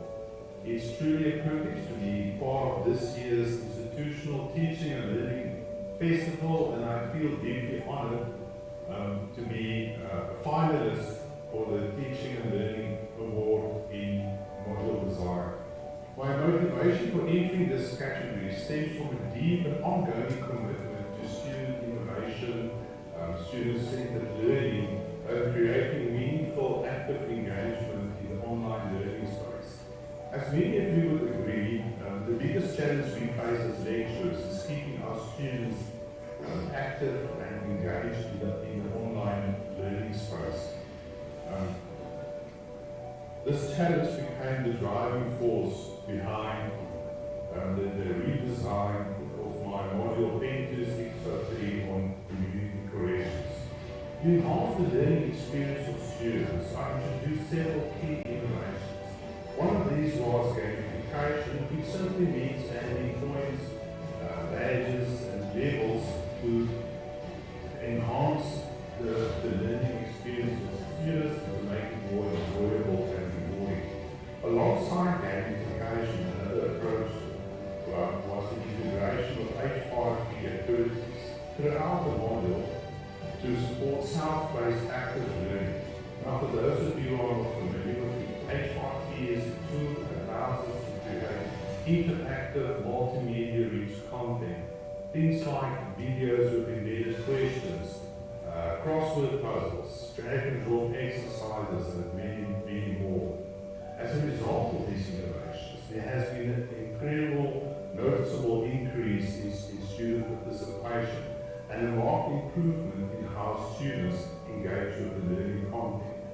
It's incredibly rewarding to see how something as simple as adding points, badges, and interactive HRP activities can make such a big difference in how students experience the module. In a model evaluation survey I created using Microsoft Forms, most students shared that these elements make learning more enjoyable, help them better understand the content, and improve the overall learning experience. One student even recommended that gamification should be included in every module. I conduct this module evaluation survey at the end of each semester because I truly value student feedback. It helps me understand how the teaching innovations are working, whether students feel supported, how satisfied they are, and what I can do to improve on the model going forward. Redesigning my PEN 2603 model, ladies and gentlemen, was never about ticking any boxes. It was about creating an online learning space where students truly feel supported, motivated, and inspired to succeed. And for me, the real award, the moment when you know you have made a difference as a lecturer, comes when a student reaches out with words that really touches your heart. I received a message from a student that said, and I quote, "On behalf of students, thank you very much. You really paved the way and did your best regarding community corrections. We will always admire and appreciate this." End quote. And with those heartfelt words, I say thank you. Thank you. The following participant, also in the category of Excellence Award for Module Design, is Dr. D.C. Leas. My name is Dr. Debbie Leas. I'm a senior lecturer in the Department of Curriculum and Instructional Studies within the College of Education. I applied for a Teaching and Learning Award in Module Design. The module is CMS 3736, Teaching Sport in the Further Education and Training phase. My motivation for applying for this award is twofold. First, I grabbed this opportunity because I knew that from immersing myself in the process, I would really learn a lot. In sharing my module design process and my product has really been an eye-opener for me. Putting it against the stringent criteria for such an award has been enlightening and meaningful in terms of my learning curve, especially as a relative newcomer to teaching and learning in an online context. Second, I applied for this award to inspire others like me to do the same in future. There are so many colleagues that are doing excellent work in teaching and learning. So I urge you, either bravery, just find it, or find the time to showcase your excellent work when the opportunity arises. Here are a few highlights of my module design contributing to academic excellence.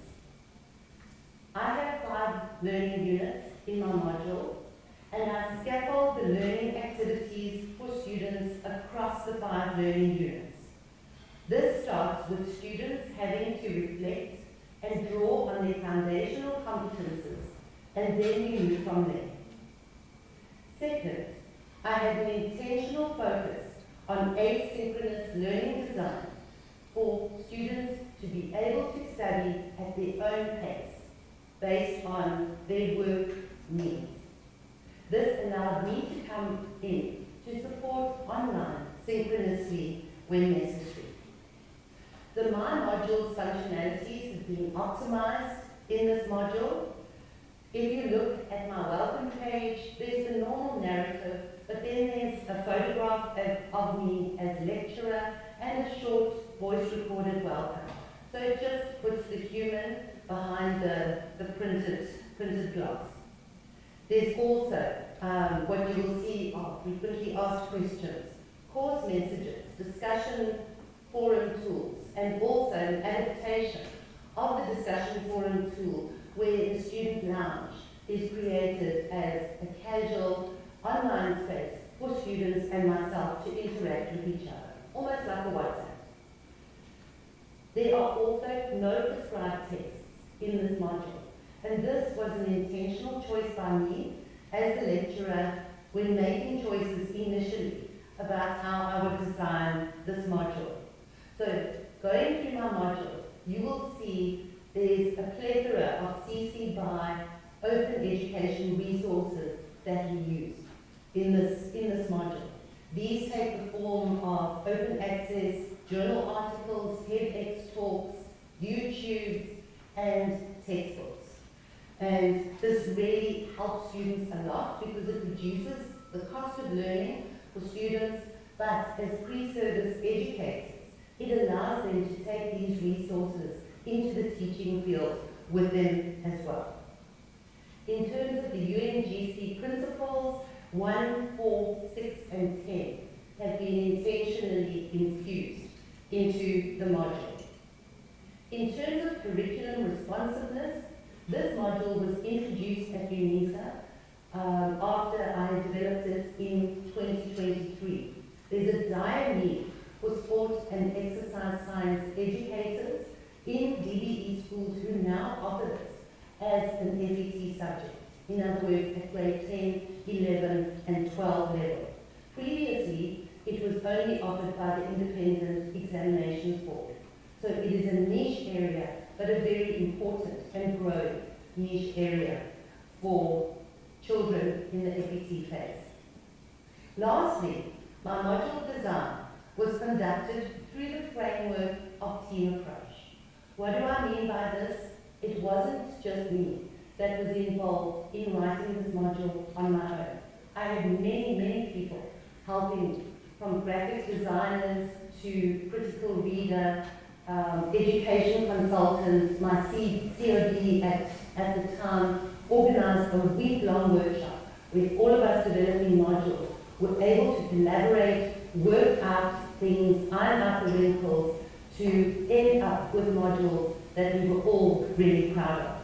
This really gave me a greater appreciation of co-construction in module design.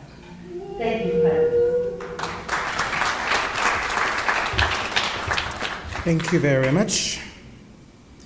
The last participant in the category of Excellence Award for Module Design is Ms. H. LaRue.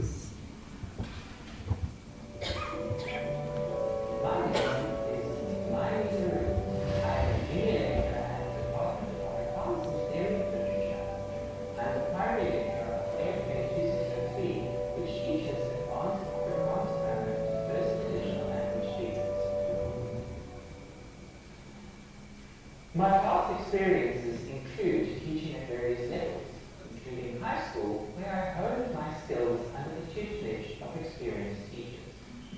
I specialize in teaching Afrikaans as a second language. Sorry, let me do that again. I specialize in teaching Afrikaans as a first additional language, as I've been doing it my entire professional career. When the opportunity came to rewrite the study material for AFA 2603, I grabbed the opportunity with both hands. This is why my entry was placed into the category of module design. Using my training in document design, it was easy to plan both the information design, the content of the module, and the web design, the layout of the module. Content-wise, I identified the issues that students were having with certain sections of the module. The module gives students an overview not just of Afrikaans grammar, but of the state of linguistics as a whole.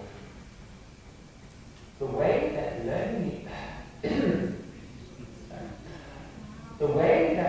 units are structured gives ample opportunity for students to understand the theory behind the concepts before moving on to more practical matters.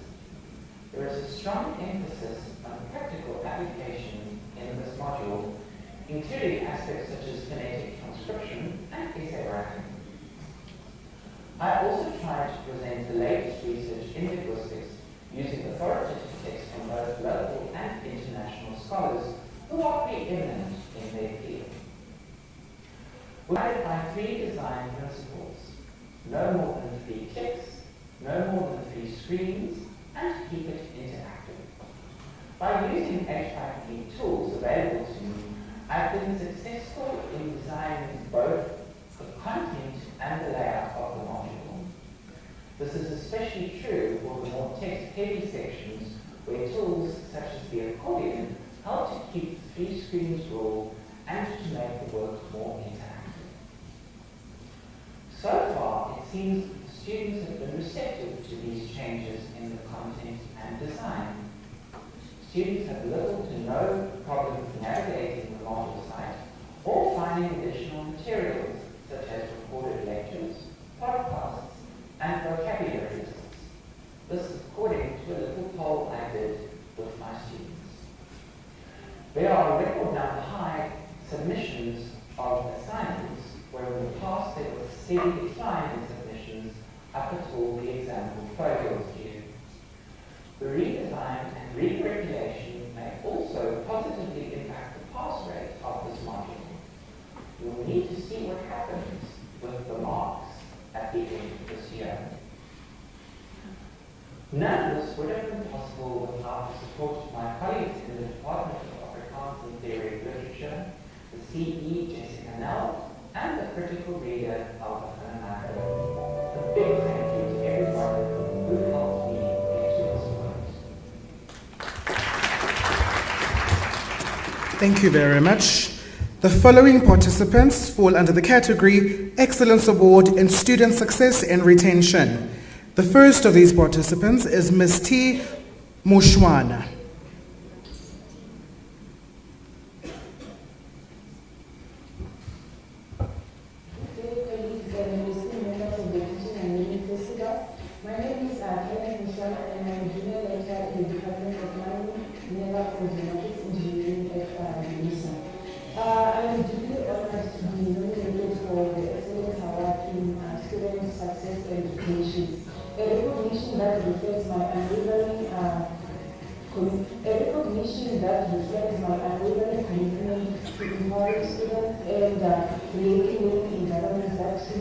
Support their academic and personal development.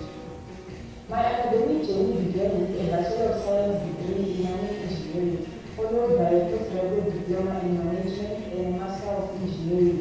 I am currently pursuing a Doctor of Philosophy in Engineering with a focus on underground refrigeration. But beyond these qualifications, my passion lies in student development. I believe that true academic excellence is not just about delivering content, but about transforming lives, meeting students where they are, and helping them to get where they aspire to be. My motivation for entering this competition was because the vision behind this award strongly resonates with my teaching philosophy. The theme going beyond the expected, unified uniqueness for student success, perfectly captures what I strive to achieve daily. Every student is unique. Their challenges, circumstances, and learning styles vary. My approach has always been to meet these differences with flexibility, empathy, and strategy.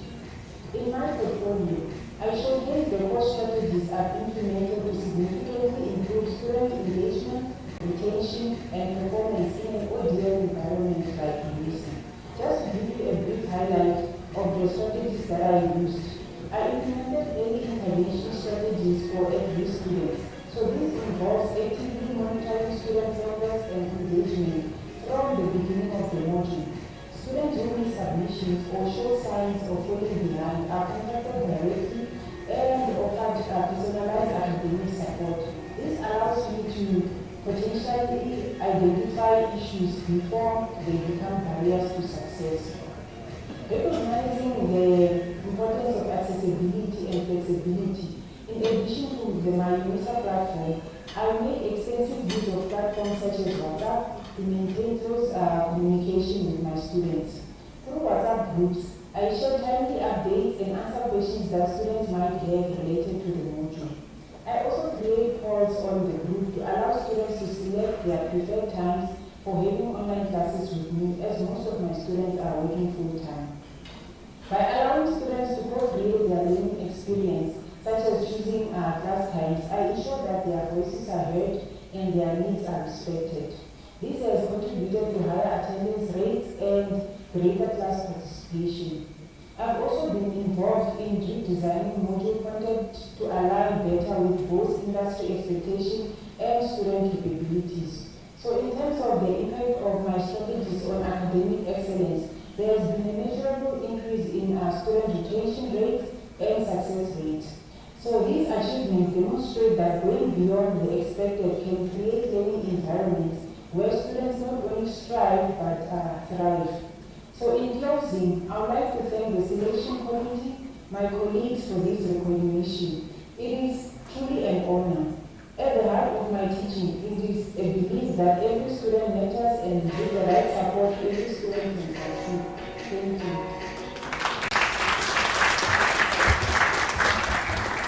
Thank you very much. The following participant, also in the category of Excellence Award in Student Success and Retention, is Dr. T. Mdlungu.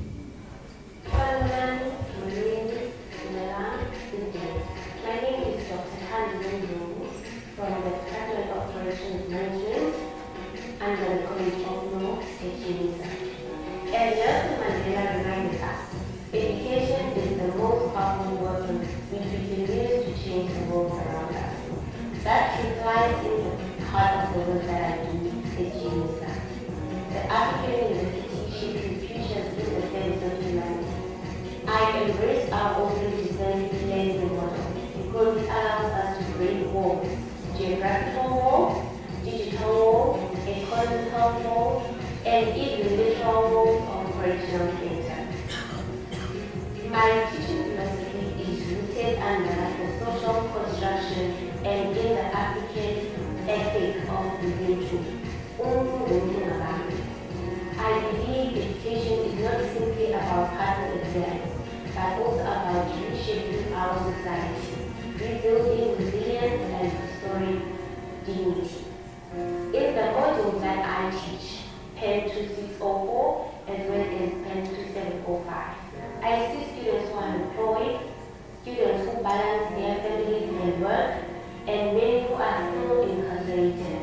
Their motivation to learn is existential, to reclaim dignity, to prepare for life after imprisonment, to contribute positively to their communities. Guided by the self-determination theory, I design my teaching to build autonomy and competence. I teach through dialogue, drawing on my theory. Because knowledge grows in interaction, I also use a multimodal tool.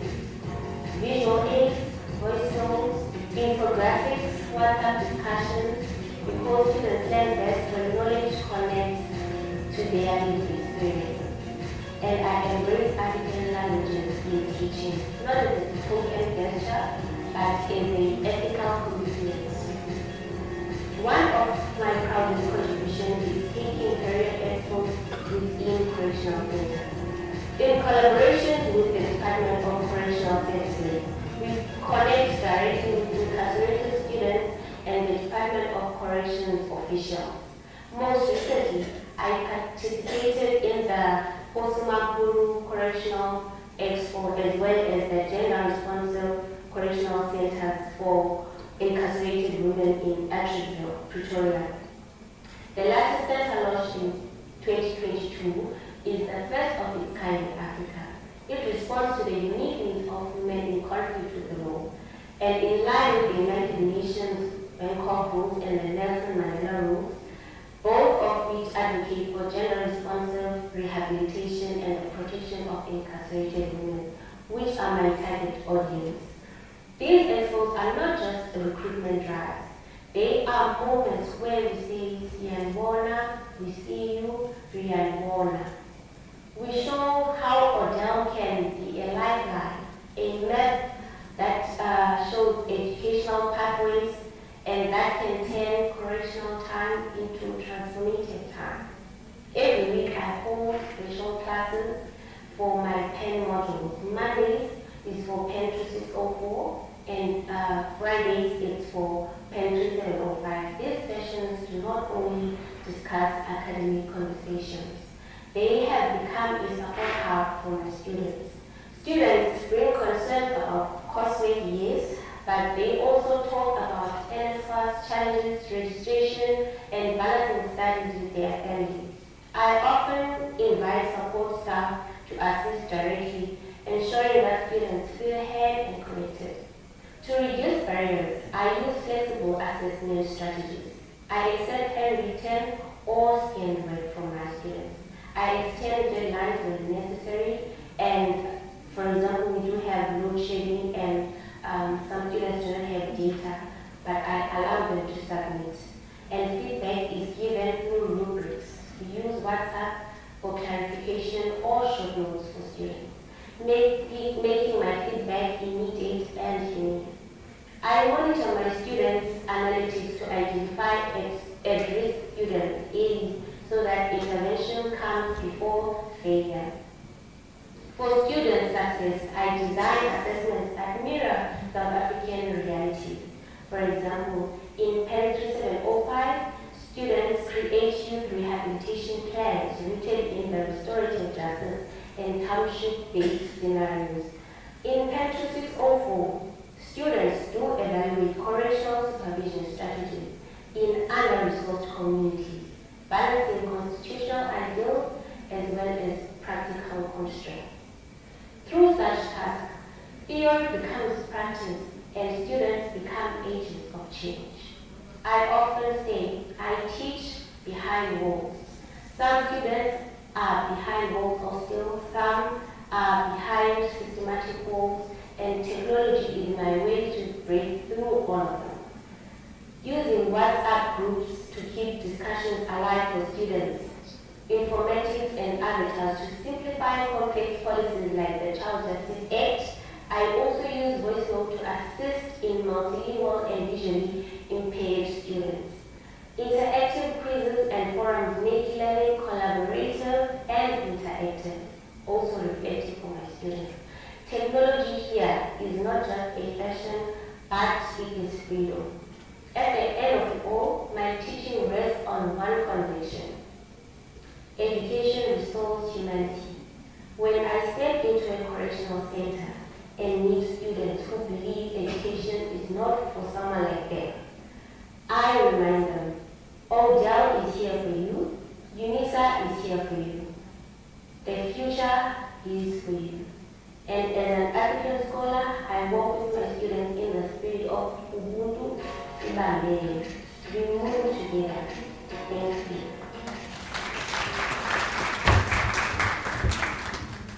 The last participants in this category of Excellence Award in Student Success and Retention were a team of 3 individuals: Professor A.G. Adlam, Dr. J. Masombuka, Dr. T.M. Kalitz.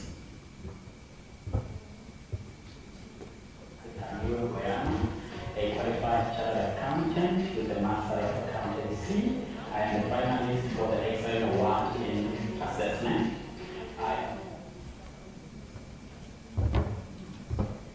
There we go.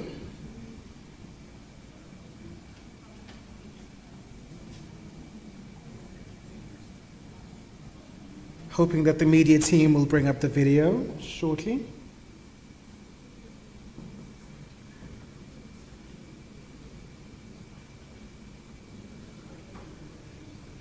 But colleagues, just as a little note, this shows that these kind of events and opportunities, the awards, does not even have to be a sole endeavor. You and your colleagues are bound by the shared and mutual understanding of the challenges in teaching and learning, by the shared understanding of what is necessary to always continuously offer meaningful and transformative education in South Africa. So a mutual endeavor between 3 colleagues, all under one category, which is the Excellence Award in Student Success and Retention, is such an ideal example that collaboration is not an option anymore. It is perhaps necessary. It is a requirement. Media team, are we on board?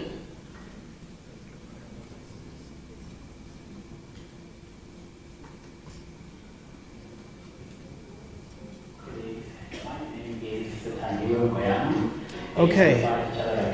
Pardon?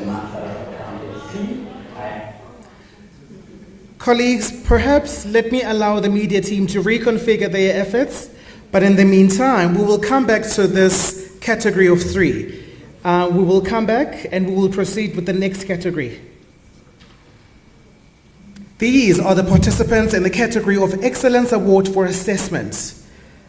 The first participant is Mr. S. Mgoyana.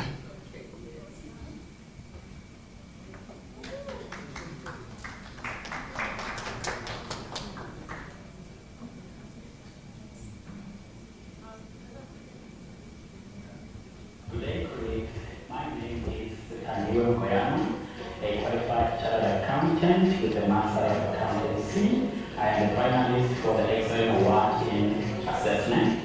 I am from the College of Accounting Sciences, the Department of Taxation, and I joined Unisa in September 2024.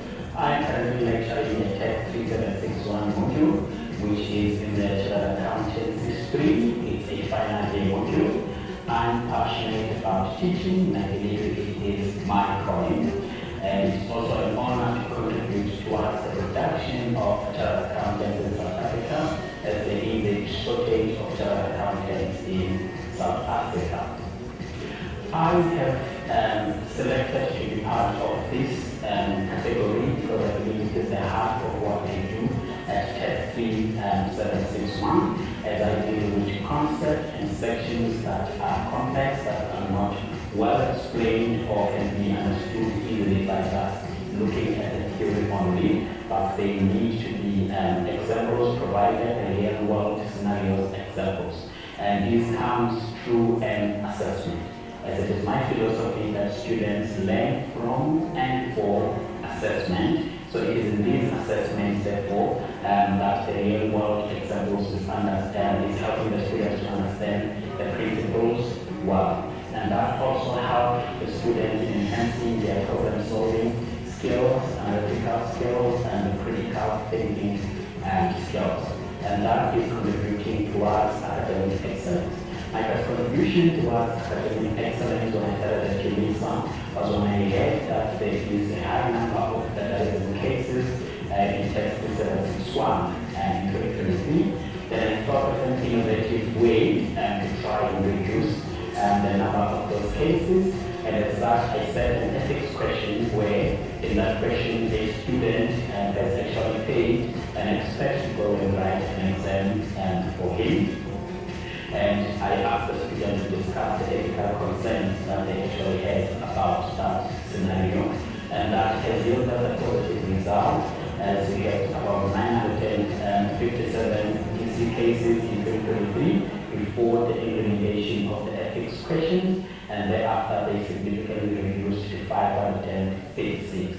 So that is an academic excellence.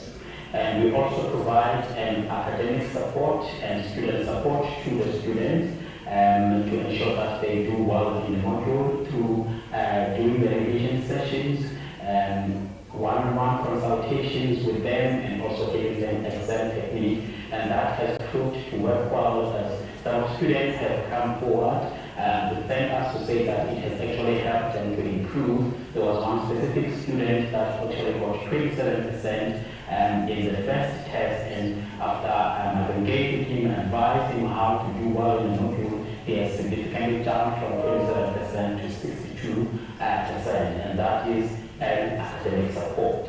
And it also helps improve the pass rate.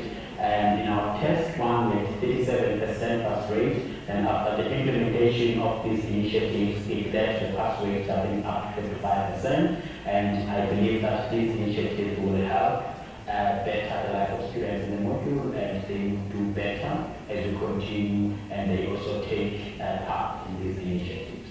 I thank you.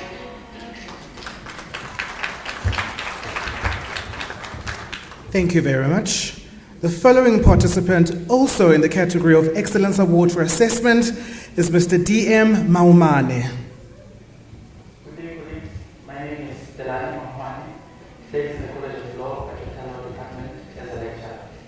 While I'm passionate about legal education and research, I have some experience in lecturing, having worked here at Unisa for a number of years. On personal growth, my vision is to develop my career as an academic scholar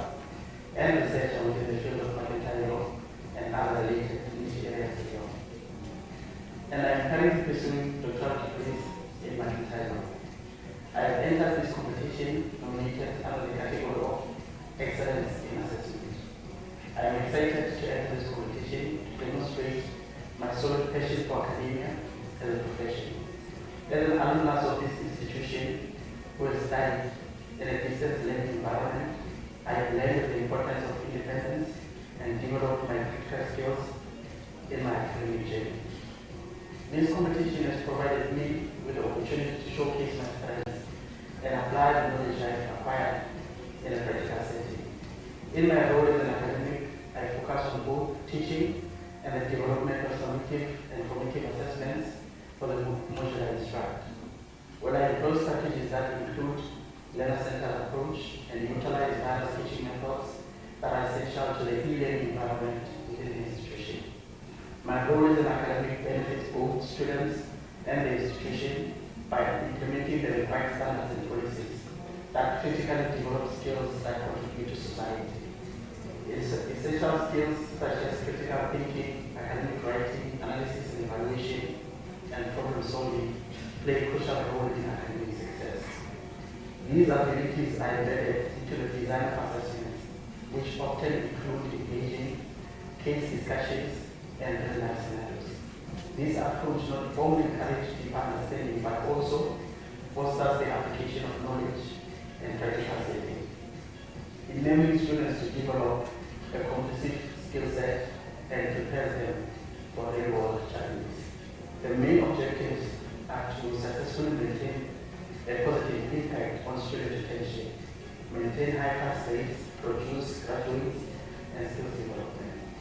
Well, thank you to the MDC and the management of the College of Law for having entrusted me with such a big role and for contributing to society.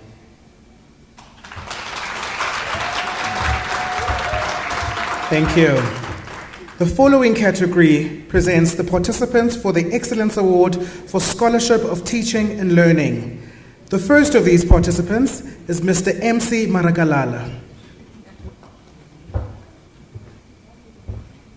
I'm Gopani Charles from College of Law, School of Criminal Justice, Department of Police Practice. I'm a senior lecturer at Forensic Subject Group, and I'm a member of Unisa National Forum. My committee there is for Finance Committee and Student Support. Today I'm going to present about Excellent Award for Scholarship in Teaching and Learning. I'm taking the role of scholarship in communities, the case study of youth network in this scholarship project. And on the introduction today, the category 7, which is a scholarship in teaching and learning, was presented the following criteria: applied scholarship activities for teaching and learning, encouraging student integration in teaching and learning, scholarship activities demonstrating teaching and learning engagement and in the community, through the community, and publication on the teaching methodology, practice and techniques in the aggregated journal for publication. Then today, the first criteria explained to improve operational efficiency in teaching and learning. The Engagement Youth Network engaged with the international team of the teaching and learning, Professor Mahano at Limpopo. Early this year, we went to Limpopo for teaching and learning student support to check email student challenges, to identify other issues that students facing, and then again to engage with laptop participants, students that are at laptop but studying at Unisa, and students that are willing to study further at Unisa. So to identify student challenge and the exam presentation, I think the one that we did, I did at Sunnyside campus with the university vice chancellor, attended under Unisa Law Student Association hosted an event for students. Then after that, Youth Network hosted an event to identify challenges and student support. So we aim to engage with different stakeholders. We already approached SACITA as a sponsor for 2026 for students that are on debt and student support for participants from LACTA. And we even submitted the application in the Innovation Support Program at University for the amount of 250,000 to assist students that under the project Youth Network Engage Scholarship. Again, the opportunity to created for student reflection and feedback, which is that involves the modules, honors modules, FOR2, FOR 4804 for honors module classes every day. Because when we do honors modules, you must do a proposal for masters for 2022. We treated assignment number 2 as a proposal for masters. The student attended the class, student do the presentation of their assignment number 2, which is we have top 10 to top 20 competition at the end of this year. After assignment number 3, the students are going to do competition. The best student, then we will look for the funds. After getting the funds, then we will assist students with NRF application and the SACITA application for sponsorship. Meaning the best papers will be published under the department for honor students for assignment number 3, which is the assignment are aligning to the papers that are publishing. And the way to empower students in their learning journey, encouraging students the directed learning, incorporate social emotional learning practice to promote student-led discussion and debate, leveraging technology for personalizing learning, foster a growth mindset through challenges and feedback, which is where the environment change, the mindset will change as well. So on this one, then we have students that are registered at LACTA start missing the exam for 2025 first semester.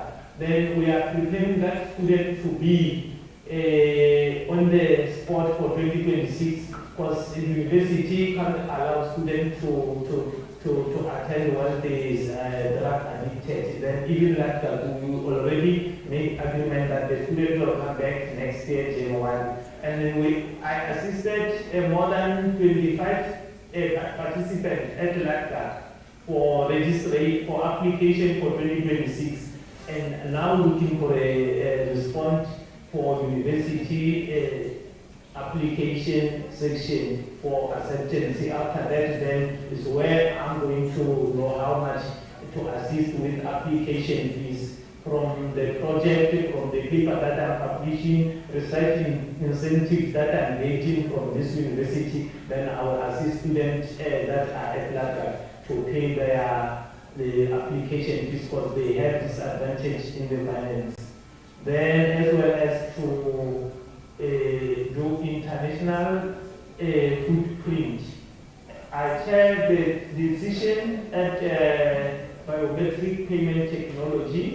I even chair the international special session for conference of OIDA, international conference in South Africa and Canada. So I have a responsible module for FOR 2601, 2603, FOR 4804, which is all modules are aligned with the practical examples that are happening regarding the fraud. And I attended certified fraud examiner to equip my knowledge to assist students in terms of learning, as well to transform a new method of learning. Then the Youth Network Engage Scholarship Project published, aim to publish 12 publications. Already 8 publications submitted, 6 publications published, and then the other 6 publications were at the process. Then in my personal capacity from PhD application for this year, I plan to publish 18 publications, which is I already published 6 as well on my PhD study. Then the other 12, they are still on the review process and submission process. Then we will have to submit 20 publications from honors module, which is a form of generating the student debt, which is once we publish more papers, the university will get more funds to assist students. As well as I have 6 students for master students that are submitting for intention to submit for in the final stage. So I'm still waiting for university before November 2025. Then the sponsorship with private and the public sectors will tap in after the motivation of the students that are publishing papers and the students that are at LATCAT getting better there to study 2026.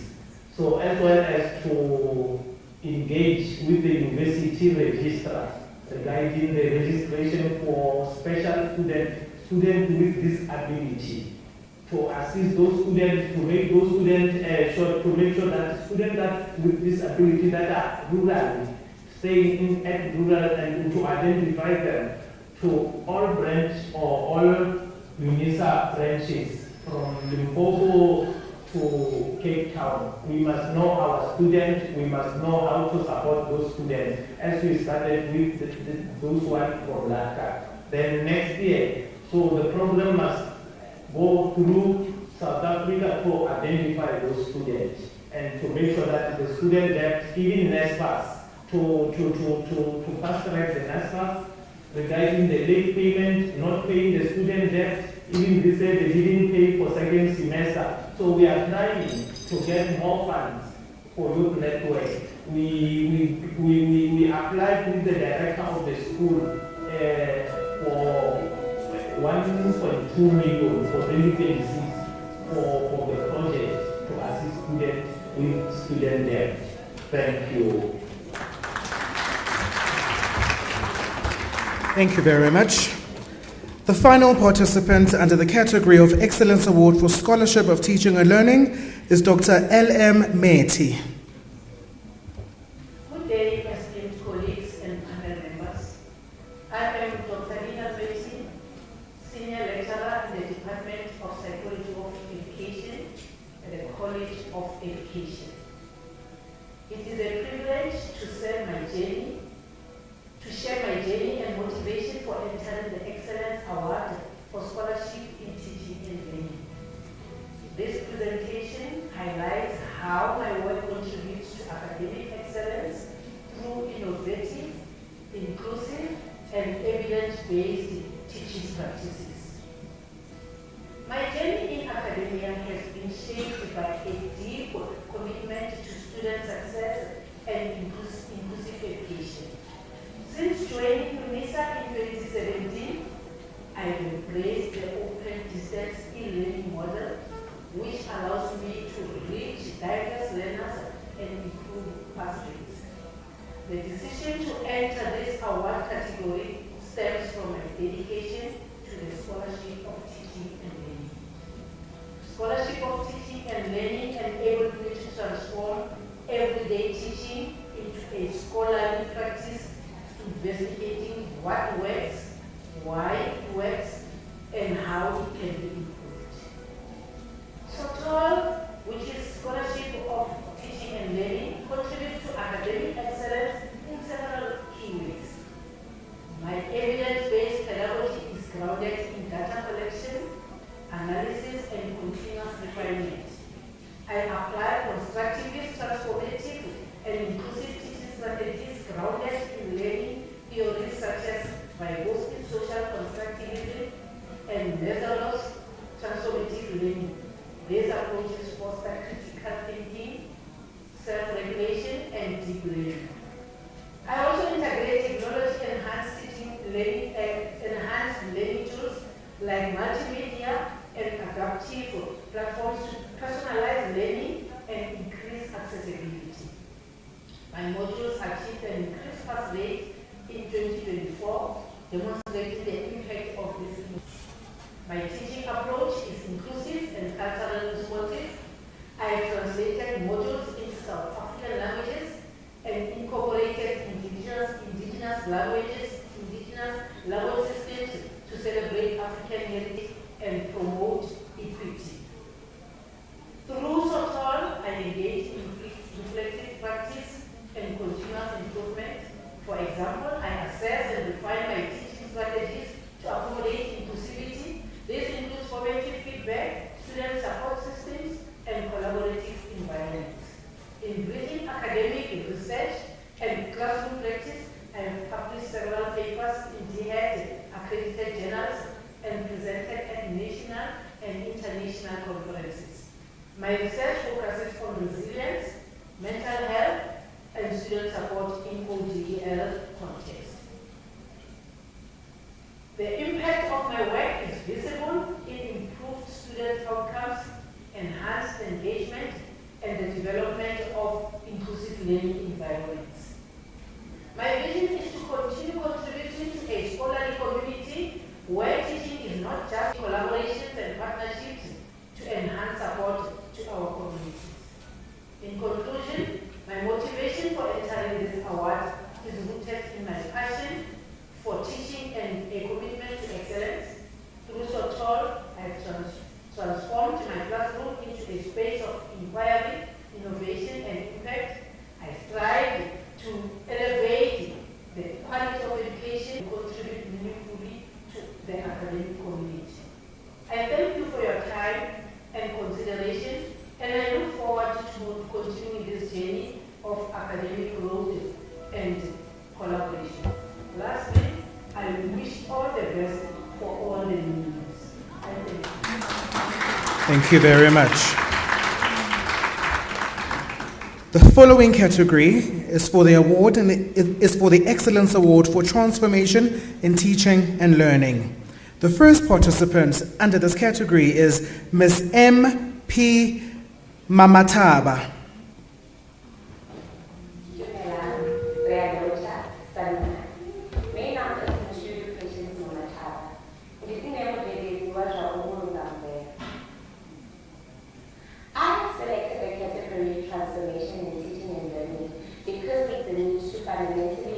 How students engage with the module I teach. CLC 1501 is a practical field-based introduction to the nature conservation for first-year diploma students. Many of the students enrolled in this module come from rural areas, and I have observed that their command of English often poses a barrier to effective learning and participation. To address this, I have adopted a transformative approach by intentionally using multilingual teaching strategies and contextualized examples that resonate with students' lived experiences. My ability to speak 8 of South Africa's official languages and understand 9 of them has been a significant advantage in this regard, enabling me to communicate complex concepts in students' home languages, clarifying and misunderstanding students feel recognized and included. This shift goes beyond traditional lecturing. It embraces inclusiveness, pedagogy, and culturally responsive teaching to ensure that learning is accessible, relevant, and empowering for all students, regardless of their linguistic background. By bridging language gaps and creating a more supportive and relative learning environment, I aim to foster deeper engagement, improve comprehension, and ultimately enhance their academic success. This transformation is not only about adapting to student needs, but also about reimagining teaching practices to be more inclusive and impactful in an evolving education landscape.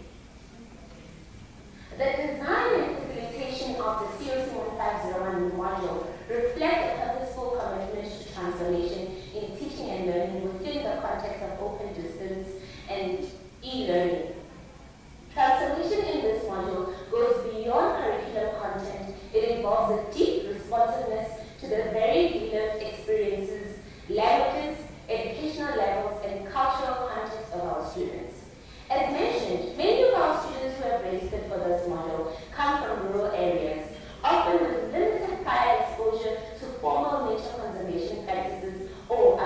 English. This reality has informed a teaching approach that is multilingual, experimental, accessible, and grounded in real-world relevance. Through the face-to-face practical sessions held at La Palala Wilderness School, students are offered a unique opportunity to interact directly with the lecturers and peers, often for the first time in their academic journey. These sessions not only reinforce learning through immense field work, but also foster social cohesion, teamwork, and academic confidence. By incorporating the Mayor's principle of multimedia learning through presentations, visual aids, physical samples, videos, and direct application in the field, I ensure that students engage with the content in diverse and meaningful ways. Additionally, by inviting students with practical experiences to share their insights, I promote peer-to-peer learning, democratize the classroom, and affirm the value of multiple forms of knowledge. Students' feedback and reflections guide continuous improvement, ensuring that their voices actively shape the learning environment. Efforts to include professional development components such as talks on academic writing, career pathways, and research opportunities ensures that not only do students become supported during the modules, but also inspired to envision a future beyond their diploma. These interventions directly support the goals of transformation in higher education, promoting equality, access, success, and a sense of belonging among all students. I acknowledge that I've only been teaching for 3 years, and this module for 2 years, and that there is still much to learn and improve upon. I am committed to this ongoing professional growth and remain open to learning new strategies that enhance inclusivity, accessibility, and student engagement. While multilingualism and transliteration represent only a fraction of the broader transformation needed in teaching and learning, I began with these strategies because of their foundational importance in supporting diverse learners. Ultimately, COC 1501 is more than a foundational model. It is a transformative experience that bridges students to the world of nature conservation, equipping them with the skills, confidence, and motivation to succeed academically and professionally. This transformation, rooted in empathy, relevance, and inclusion, aligns with the national call for decolonized, student-centered education that empowers all learners to reach their full potential.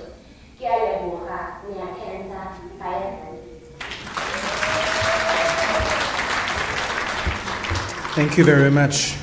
The following participants, also following under the Excellence Award for Transformation in Teaching and Learning, are a team of 3 individuals.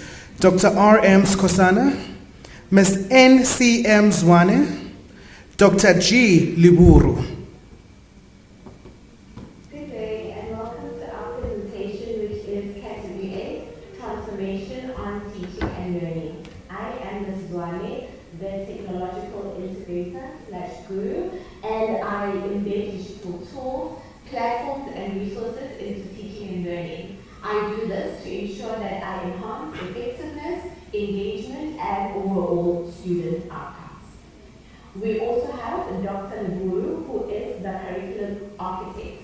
She has challenged Eurocentric dominance in our curriculum. She has replaced distance case studies with relevant examples such as Marikana and the Durban floods. She designs and she structures the curricula to ensure that it is culturally relevant and transformative. Next to me, we have Dr. Skosana, who is the community praxis liaison. Her fieldwork exposes the gap between theory and lived experiences. She connects academic learning with community-based practices to ensure that theory and lived experiences inform one another in a mutually beneficial way. Why we chose this category? We aim to demonstrate how our collective teaching inspires students, adapts to new technologies, and focuses on students' practices. Our teaching aligns with the institution's goals of inclusive, responsive, transformative learning practices that adapt to the students' needs.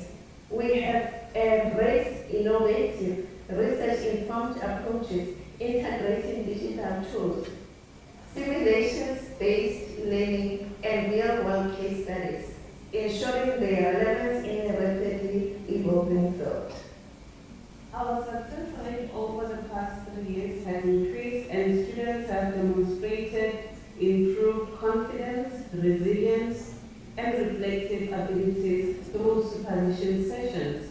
Feedback from the students reflected greater awareness and improved emotional regulation, which contributed to better overall performance due to the elements of transformation that have been included in the curricula. For instance, we've achieved 89% in SAW 1503, and for 1504 we have achieved 87%.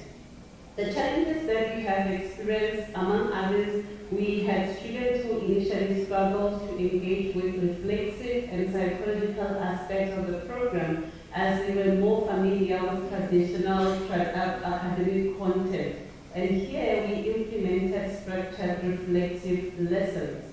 The other constraint that we experienced was time within the curricula, in a sense that it was difficult to explore all the modules in depth because the program was structured in a semester format, and therefore it was also difficult for us to secure placement at social welfare organizations. We addressed this by converting the modules from semester to year courses. And also we balanced academic and emotional support, in which the students sometimes struggle with diverse needs and background. And we referred the students to Unisa Care Counseling Project. Some students also feel exposed and supported when they were placed in unresourced organizations, and they also face complex client needs.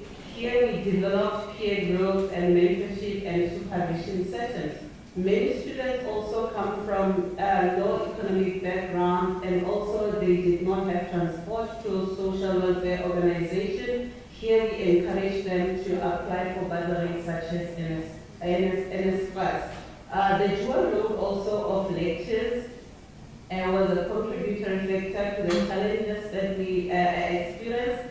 Here we dedicated the placement of students to the WIL coordinator to support the students across the country. We also face the constant challenge of translating curriculum into flexible, relevant lessons. Here we use case-based simulations. We also became disconnected from the current practice, making it difficult to teach most of the relevant and up-to-date skills and processes. We use peer review, we use stakeholder meetings and workshops. Lastly, the journey of learning about transformation continues shaping the future in service of humanity. Anita continua. Thank you very much. The following participants fall under the Excellence Award for Innovation in Tuition. The first participants are a team of 2 individuals, Ms. T. Ngwinika and Ms. S. Mofogeng.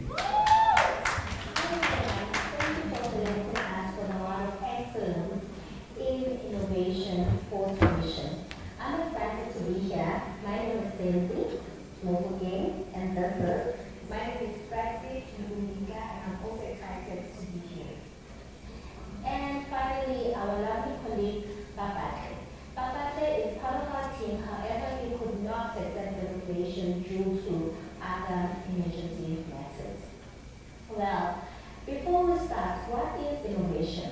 We understood innovation as Lee 2011 defined it. That is creativity in the design, creativity in teaching, creativity in assessment, and ensuring that students are motivated and interested in the course. I will start with what we have been doing in order to be innovative. Firstly, in Learning Unit 1, which spoke about community engagement, we are creative in our teaching by helping the students understand that they are part of a community, of a social community locally and a corporate community as well. We help students understand the different communities that they form part of, both locally and internationally. In the assessments, we are creative because we provided students the opportunity to go into their exact communities and ask them how they can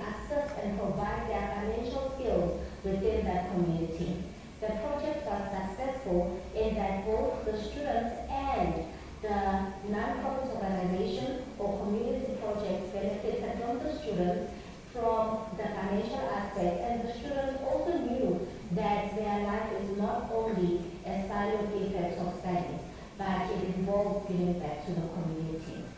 Within Learning Unit 2, we're speaking about interpersonal and leadership skills. In Learning Unit 2, we focused on biases. We were creative in the teaching because we wanted students to understand their interpersonal skills and leadership skills within the society. We taught students biases by forming cartoon characters. And in that, they also had a blog of following a leader personality. In this case, it was Sim Shabalala, the SEO of Standard Bank. And we could identify what leadership qualities this character had. And in our assessments, we were innovative in a way that we brought in the scenario in the final exam, and we asked the students how would they resolve a situation where there was inherent bias designed into the case study.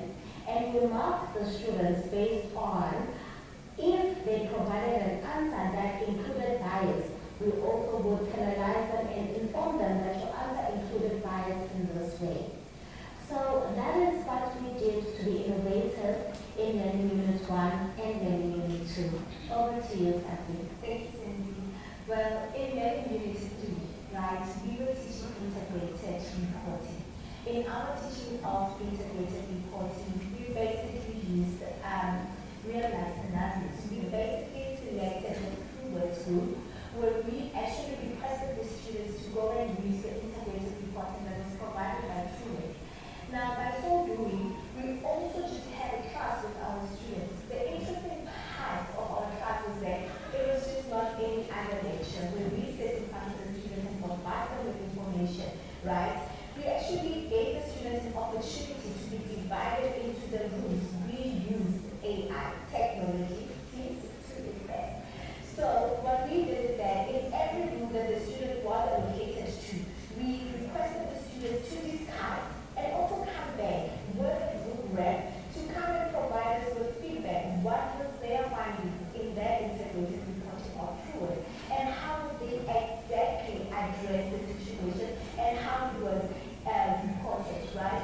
And the feedback was quite amazing. We also made use of blogs. We also used cartoon characters to illustrate and demonstrate our teaching throughout our Learning Unit 3. To bring up the peak, right, of our innovation.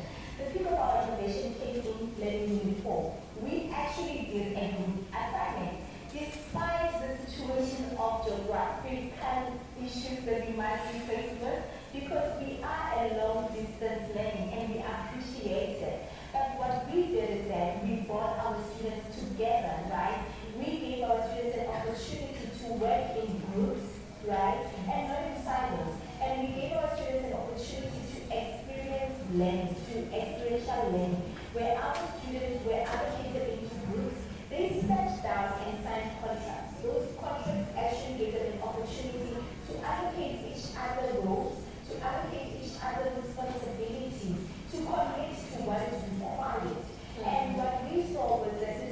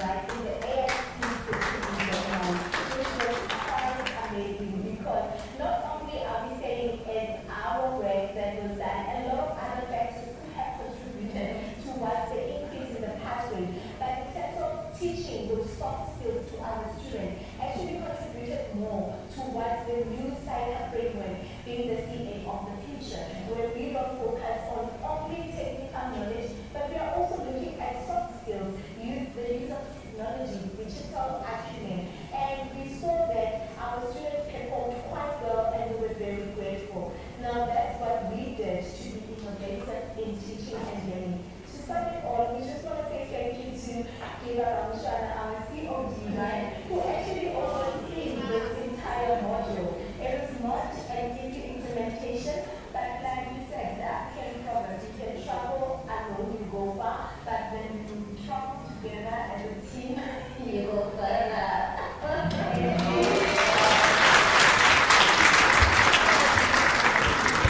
Thank you, ladies and gentlemen.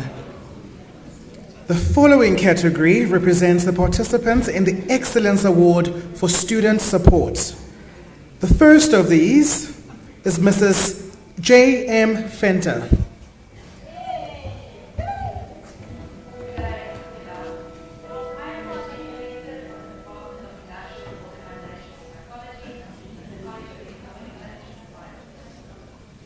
There's an African proverb that says, and I quote, open quote, when the village does not embrace a child, it will burn down that village just to feel its warmth.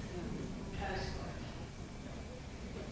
Colleagues, I accepted the nomination for Student Support Excellence because I hope to ignite a passion for students, really caring for students and their future. Now, my contribution to student support is very simple. It rests on the pillars of the 4 basic psychological needs. Number 1, the basic psychological need for attachment or community. This basic psychological need refers to the consistency and availability of support. Support from lecturers, support from their peers, support from the institution, but also it is about creating a space where students can also contribute to community. Number 2, the basic psychological need for control and orientation. Control is about the maximum number of options that we can give our students in our modules that they are free to act on. While orientation refers to the degree to which the student knows what to expect in a module, what to do, when to do it, where to do it, how to do it. Number 3 is the basic psychological need for pain avoidance and pleasure maximization. And colleagues, our students really engage in a lot of pain avoidance, not because they are lazy, but because they have so much adversity and so many demands on them. And sometimes even their own minds get in the way of their academic progress. But if we can support students in a manner that is meaningful to them, if we can teach our modules in a way that offers purpose, that is enjoyable, that invites them to engage, then we've won after that. The 4th and last basic psychological need is the basic psychological need for self-esteem enhancement. Colleagues, when we write that email to the student, when we respond on the announcements or on the discussion forum to our students, the way that we engage in our live webinars, the tone with which we engage matters to the self-esteem of our students. Now we can either show up as a critical parent, wagging the finger at the naughty student who has disappointed us or frustrated us because from our perception they are being irresponsible or they're not being accountable for their studies. Or we can show up and lead them adult to adult, even if they don't always behave like us. We role model, we show them, and through the way that we interact with them, colleagues,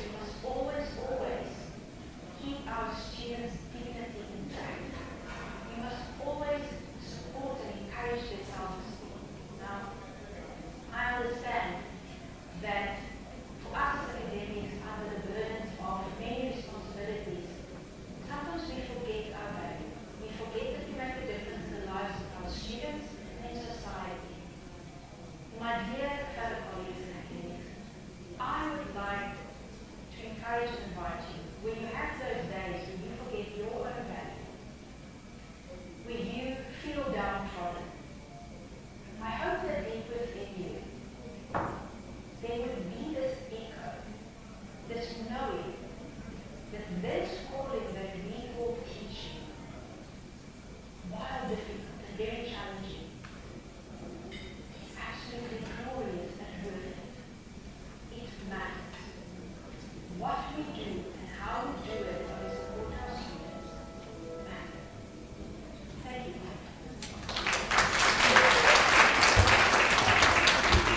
Thank you very much. The following participant, also under the category of Excellence Award for Student Support, is Miss B. Huma.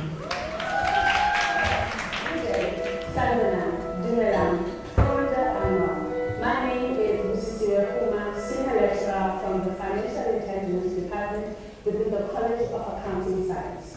I am participating in the Teaching and Learning Festival within the Excellence Award and Student category. I am a lecturer for Management Accounting called MEC for postgraduate students. Why am I suited for this category? This is largely because of my elective philosophy and using various pedagogies in how I develop practical skills to solve real problems in real business world. My philosophy is, I believe I'm a passionate teacher through storytelling combined with driving strong belief in my students' abilities and embracing digital connection. I have introduced a method called KRA, standing for Knowledge, Remember, Apply method. The method embraces two theories, that is constructivism and transformative learning theory. These theories embrace exploring how knowledge is produced and how students learn, as well as promote critical reflections, resulting in improved students' engagement. I have made it a drive and a mission to myself to switch the mindset of the students towards a module that is perceived difficult, with the motto that says, finance is fun.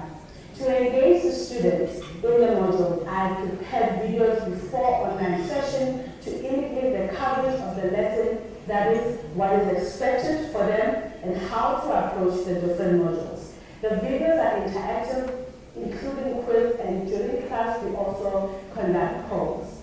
Finally, we review questions that were shared before class and the discussion is engaged within the online session. Because we have a variety of students that is full-time and part-time, at times I do ask an alumni to be our guests to come and motivate our students so that they can be inspired. It is important that the students keep motivated in order for them to reach their ultimate goal. Thank you so much for listening to this. Thank you very much. The final participant under the category of Excellence Award for Student Support is Miss B. Chite.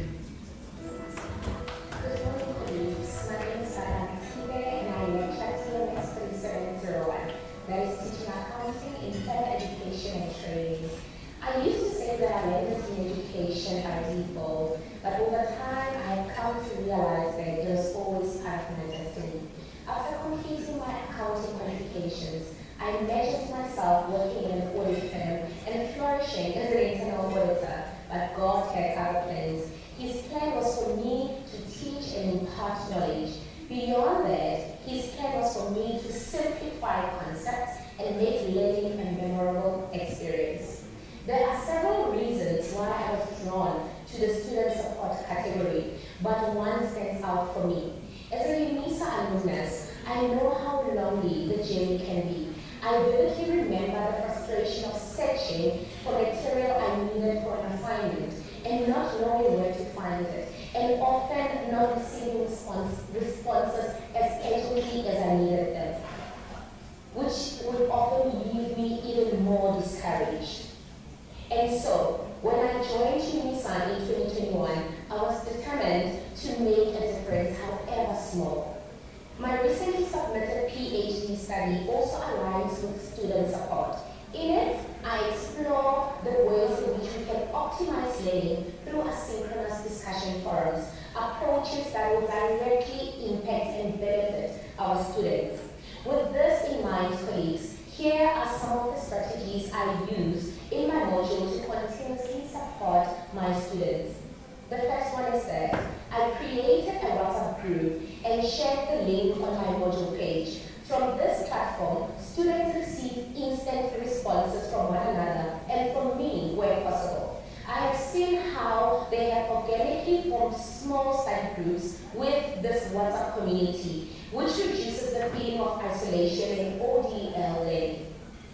Remembering my own frustration with inaccessible material, I was determined to make my module page as user-friendly as possible. And so instead of the standard vertical layout of the module page, I worked with the module support team to design a tile layout that makes navigation much simpler, especially for those students that use much smaller screens. Because most of our teaching in ODL is asynchronous, I value the rare opportunity to connect with students in real time. At least once a week, I host an online session via Microsoft Teams, where I both teach and respond to my students. To show maximum participation, I create a link where students choose from the suggested days and times, allowing the scheduled lesson to have for those who cannot attend. Of course, the lesson or session is recorded and is shared on the module page. I also pride myself on working for an institution as inclusive as Unisa, and I make sure I play my part. I diligently review the list of students with disabilities that is shared by the Office of Professor Mawela to identify those students in my module to ensure that I give them the appropriate support. Support for me, colleagues, extends to how we also communicate with our students. On my module page, I have an introductory video so that students see that I'm a real person and not a ghost that is intended to make their learning journey as miserable as possible.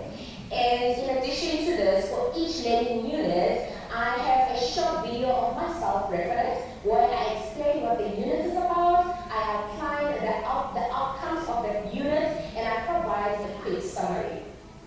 Students have shared a lot of positive feedback with these efforts, whether through WhatsApp messages or appreciative emails. My favorite moment was when a student invited me to his graduation day, saying that he could not have done this without the support he received from me.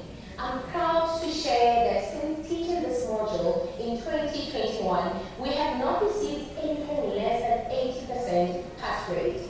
This simplified learning and access to me as the lecturer has also inspired my students to pursue their honors degrees. They have been able to reach out to me to get guidance on their postgraduate applications. In all these ways, my goal is simple: to create a supportive learning environment that reduces isolation, simplifies access to learning material, and makes our students feel seen and valued. With that said, colleagues, I want to urge you to continue to support our students in whatever ways you can. I can guarantee that they truly do appreciate our efforts. Thank you for your time. Thank you very much. Now we've left the colleagues in perfect suspense, but the suspense is now over. The last participants for the Excellence Award in Student Success and Retention is a team of 3 individuals: Professor A.G. Adlam, Dr. J. Masombuka, Dr. T.M. Kalitz. Good morning. We are really privileged to be part of the next phase of the Teaching and Learning Festival.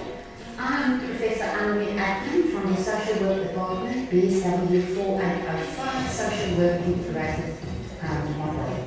My niche areas are sexting, bullying, LGBTQAI+, and support, group work, and my PhD was on the narrative sandplay of sexual abuse adolescents.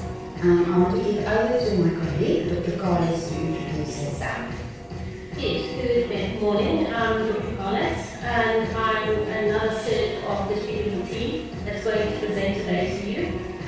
My niche areas is burnout, job satisfaction, and then also retention. So, Dr. Wasimurga is our other third. Thank you very much, Dr. Collins and Prof. Ariam. I'm Dr. Wasimurga, like you said. I'm also teaching BSW 4805. My niche areas are family intervention, substance abuse, and parenting. I'm responsible for community work components. Thank you.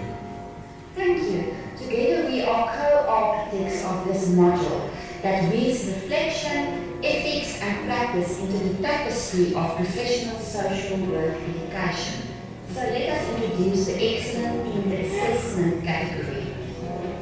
The BSW 4805 module is grounded in work-integrated learning module. Our portfolio of evidence demonstrates how we design assessments that mirror the realities of social work practice. We implemented sequential, scaffolded tasks that integrate formative and summative learning. Authentic assessments such as reflective journals, voice note submissions, and scenario-based oral assessments aligned with South African Council for Social Service Professions professional standards. Flexible digital formats, including voice note submissions, late-night WhatsApp support, and multilingual tools for clarity and inclusion. Transparent rubrics with specific indicators linked to exit-level outcomes to guide and empower student performance. But our most important innovation, making space for the student voice, whether through trauma-sensitive supervision, adaptive oral presentations, or feedback that affirms rather than merely critiques. We design assessment as a compassionate living process. This journey was not without challenges, which included striking a balance between creative, innovative assessment and maintaining consistency across a large model, ensuring assessment were fair and achievable for students from diverse backgrounds, supporting students in adapting to new types of assessment such as scenario-based or reflective tasks which were unfamiliar to them. In addressing these challenges, our model reflects a deep commitment to constructive alignment and ethical teaching, Afrocentric, real-world content relevant to South African context, digital accessibility, engaging students on platforms that they can trust, and most importantly, fostering authentic human connection in a digital environment.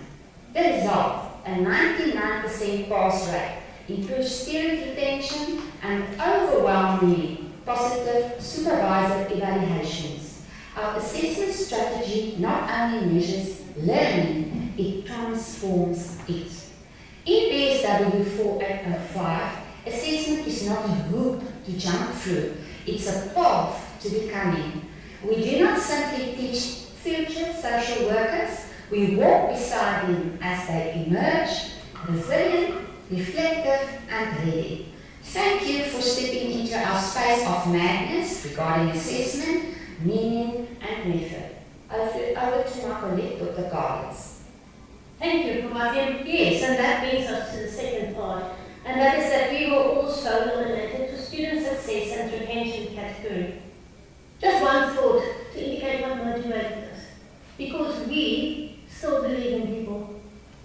Before we speak of strategies, statistics, or systems, we invite you to hold one thought in mind. Student success is not a number, it's a voice. It's the voice of the student who tells us, you saw me when I was invisible. It's the courage to answer 2 a.m. voice notes, the determination in a WhatsApp, good morning ma'am, from someone jogging nappies, nudges, and study notes. That voice, that story, is the heartbeat of our BSW 4805 module. So why were we nominated? We didn't get here by chance. No, we got here because we listened, we reworked, and we actually showed up. In team calls, field visits, and voice notes that began, don't worry, we've got you. We designed a student-centered digital ecosystem for our students that was multilingual, because outcomes is Zulu just lands differently. We place mobile first because our students don't always have desks, but they always have dreams. We scaffolded and structured our assignments because walking students from doubt to distinctions was our motto. We embraced Power BI dashboards, we had red flag alerts, and we personalized intervention plans for students, not to track their marks, but to track moments when the student needed us most. We faced challenges, like what Professor Atten has indicated, supporting students, balancing students with family responsibilities or financial pressures, keeping students motivated and connected in a distant learning environment where isolation is very common, and then also ensuring our strategies work for students who have very different learning needs. So, how it worked? Our students were active partners. They booked their own oils, they took their own minutes and shaped their own journeys. Our supervisors became actually our co-editors. Feedback was no longer just a tick book, it was really transformative. Our teaching philosophy, like what Adam has indicated, was rooted in constructivism, Ubuntu, as well as Wasabi worldviews. Grounded in South African realities such as gender-based violence, trafficking, sexting, and stigma. And we made a huge impact. We made success accessible. We made retention personal. And we made learning really human. Our approach directly supports Unisa's goal of enabling access for success. By designing learning that is not only reachable, but deeply meaningful. And yes, we affirm a 99% pass rate, but also, on top of that, our retention climbed to 90%, far exceeding the university's 83%. One student told us, I was going to drop out, but this module reminded me why I actually started. That is what retention really looks like. Not just in data, but actually in dignity. So no, we don't teach for awards. We teach because every student we lose is a story interrupted. And every student we support is a story rewritten. This award, what happens when pedagogy moves hard? When education doesn't pass, did they pass? But did they stay? Did they grow? And do they know what they believe? And do they belong? Because if we don't care for every student's story, we risk silencing futures. And if we don't walk beside them, who will? Thank you. Dr. Muckleneuk, you can continue to our next. Thank you very much. I will introduce the Excellence in Student Support. We are deeply honored to be finalists in the Excellence in Student Support category. But let us be clear, we did not enter this hour for recognition. We entered because we believe student support is not a strategy. It is a moral imperative. A daily practice of showing up, responding, adapting, and sometimes simply holding space when students say, I don't know if I can do this. In an ODL environment, where many students juggling caregiving and full-time employment, as well as the economic hardship, meaningful support is the difference between giving up and graduating. Our teaching philosophy is underpinned by transformative learning, constructivism, Afrocentric, and as well as a skill-based approach. We do not treat our students as empty vessels. We honor their lived experiences and work with them from registration to realization of their professional identities. Challenges we face included providing personal support to a very large cohort, responding to students quickly, even when workloads were heavy, meeting needs that were not only academic but also personal and emotional in nature, often outside university direct control. In BS 805, student support is sustained, continuous, and holistic. Our QE evidence cut across several dimensions: structured onboarding, multimodal academic support, administrative clarity, emotional and psychological support, support for students living with disabilities, supervisor engagement. We also introduced several innovations, and our POE is highlighting that as well. The reference system and Power BI identify at-risk students for early intervention. Digital badges motivate lesson completion and foster accountability. Scaffolded learning design ensures progressing from theory to action. Our content actively integrates current South African challenges, from GBV to digital safety, ensuring contextual relevance. And when life happens, we are responsive as a BSW team. We allow students to reschedule assessments, submit late with results, or catch up after trauma, because learning should bend without breaking. The outcomes speaks volumes. Let me emphasize what my colleagues have alluded to: a 99% pass rate in 2024.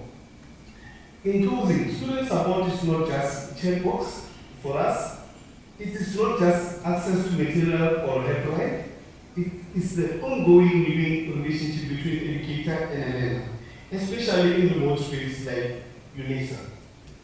We are proud that BSW 4805 is not just a module, but a community, a safe space, a scaffold, and a promise.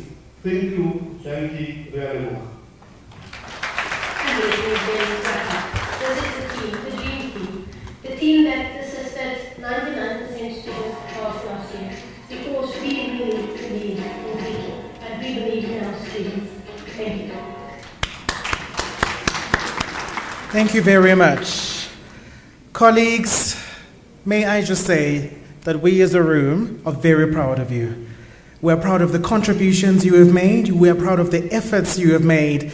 We are proud of the time and physical and mental investments into the processes of Unisa that you have made. You guys, you as our colleagues, are the crown jewels of this whole experiment of education. May I request the room to offer you a resounding round of applause.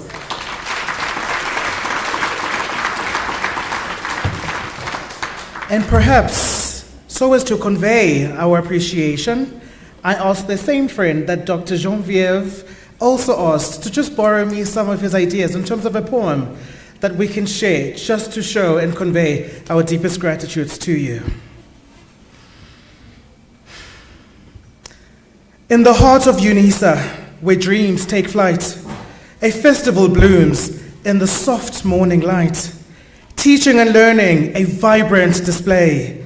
Unified uniqueness, leading the way. Students gather from near and far, each one a beacon, a shining star, with diverse paths, yet a common quest, to strive, to learn, to be their best. Workshops and talks, wisdom to share, guiding each mind with tender and care. In every classroom, in every hall, unified uniqueness, embracing all. Success is the goal, but journeys the prize. In the eyes of the learners, the future lies. Together we rise with knowledge as our guide, unified in our uniqueness, standing side by side. So here's to the festival, a beacon so bright, lighting the way with its radiant light. For in unity and diversity, we find our way to student success every single day.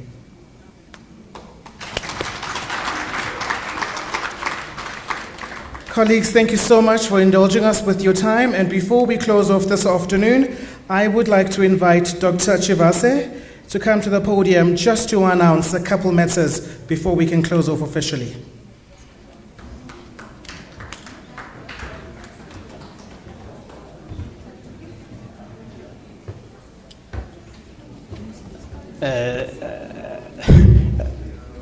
Are we going for lunch after this? After my announcement? Oh, okay. Colleagues, I'm told that there is only one more item before you go for lunch. I thought maybe I'm standing between you and lunch. Colleagues, just 2 or 3 announcements, please. The first one is that let us support our students. This afternoon, colleagues, we are doing an inaugural lecture for Professor Mapodi, the acting Dean, College of Science and Agriculture. Can we give a big round of applause? So please, let's connect virtually to listen to the lecture. Prof. Mapodi, congratulations. Then tomorrow, we've got a G20 institutional Indaba organized by College of Education. Colleagues, if possible, let's join them. Remember that South Africa is a host country on G20. College of Education is hosting the G20 summit here, and we need to support them. It's an identified calendar day also on the G20 calendar. So let's support them. It's starting at 9 in the morning and finishing at 4:30. Then on Wednesday is a big support, student support, please. Our students, for those of us who are really doing these great things, teaching and learning, we also need to support our students, The students in this university have got a 6 billion debt. Let us assist them. There is a gala dinner, fundraising at Maslow Hotel around Mainland. The entrance is very cheap, It's very cheap, only 2,000 rands. So please, let's come and support the students. The president of Convocation, Mr. Dabambe, said we need to raise 10 million for our needy students. So it's a very, very worthy cause. We really encourage you to come. Then on Wednesday, 24th, please, colleagues, celebrate your Heritage Day. Celebrate your Heritage Day. We love our planet. We love our country. Then on Thursday, College of Law, we also want to congratulate Prof. Manamela. It will be an inaugural lecture of Prof. Manamela from 17 hours until 19 hours. Let's join virtually. Prof. Manamela, I didn't see you here. Are you here? Oh, yeah, there is Prof. Manamela. Congratulations. And then on Friday, I agree on Wednesday, you'll celebrate Heritage Day at your house and home again. Now on Friday, come to Unisa, DCDT under DTSFL. It's celebrating Heritage Indaba. And I'm told it will be a great day. Please, colleagues, let's join in this institutional activity to still make Unisa our choice. This morning I was listening on the radio and somebody said, by the way, today is the beginning of spring day. And he argued that it is because from today we are left with 100 days before the end of the year. So let's come and close this chapter in a very good way. And of course, we had starters here in terms of tuition awards. Let us come for that great night. You'll be advertised again. We invite all of you to be there. Thank you.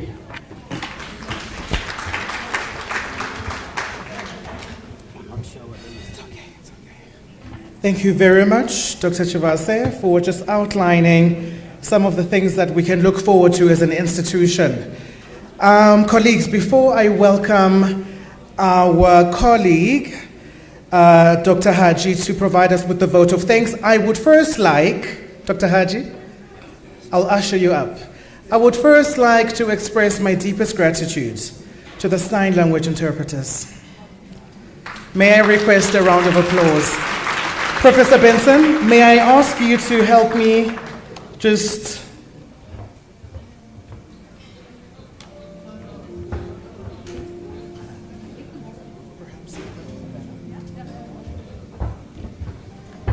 May we have the first colleague please come up and receive your gifts.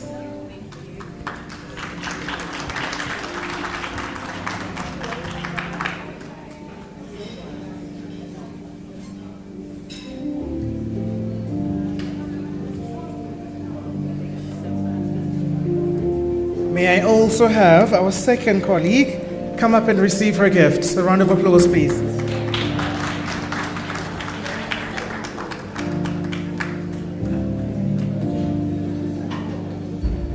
Last and definitely not the least, may I have you, colleague, please receive your gifts. They are bridging the communication gap, colleagues. It's a very important role they play.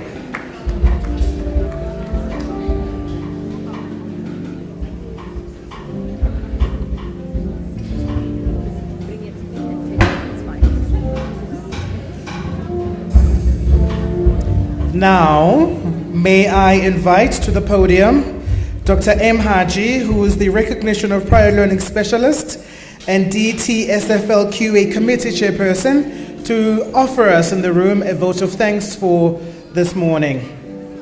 And from me and Dr. Jean-Vieve James, thank you so much for having us, colleagues.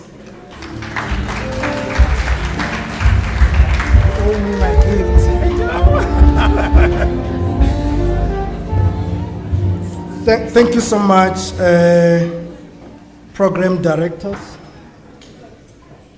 Mine is unfortunately between you and lunch, so I will be as quickly as possible. In absentia, would like to thank Professor Linkabula and also Prof. Mahano Amasei, SR, who is acting VC today, for allowing us to proceed with this. And also like to thank Dr. Chibase, Msanda, Ribu. He has done something interesting, which I think it must be part of our culture going forward as Unisa. We hardly received announcements. It's as if every event we attend is the final or the last event. I like that continuity, Dr. Chibas. And we indeed must meet further. I forgot that I am reading from the laptop. Deans, executive deans, and school directors who are here. I saw Dr. Mas Chava earlier. Is she still here? I saw Prof. Charlie. Yeah, Charlie. Prof. Charlie, just look at the sign language interpreter, how she does Charlie.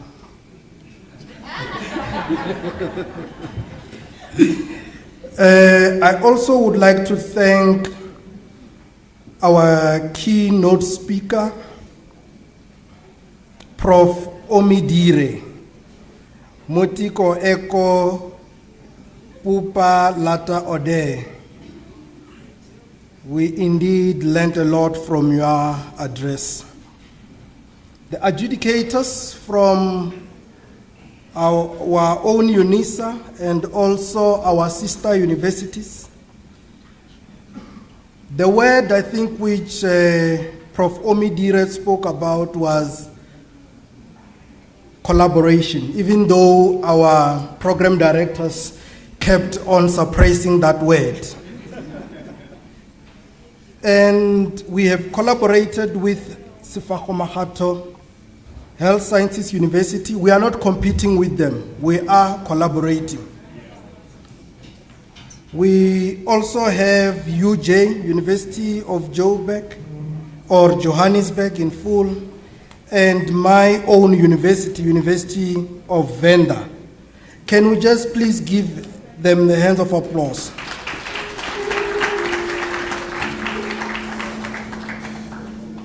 Our program directors, Dr.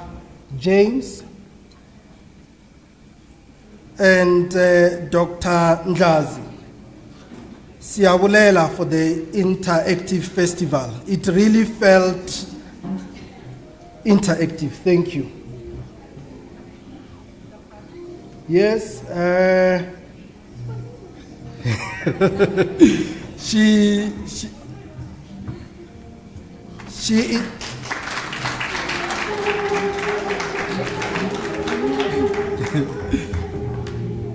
she says it's for me. My boss is here, Prof. Mahano, Mia Habo. She will guide me if I need to declare or not. Sign language interpreters have been thanked already. The participants on these Teaching and Learning Awards, I think we are looking forward, Prof, to the actual award ceremony. It's gonna be lit, yeah. And we acknowledge that it has not been easy to develop the portfolio to participate in these awards, and also to continue with your teaching and research activities. It's not easy. I know some of the colleagues pulled out because of the work which is needed to develop the portfolio. And I think we're still gonna thank this specific element when we do the actual ceremony, because this one is sort of a precursor. I liked the intergenerational mix in the participants, and it shows that the future is bright and safe. I also would like to thank the marketing team. Dr. Chibas, when I was complaining that I didn't get my gift for answering, is it correctly?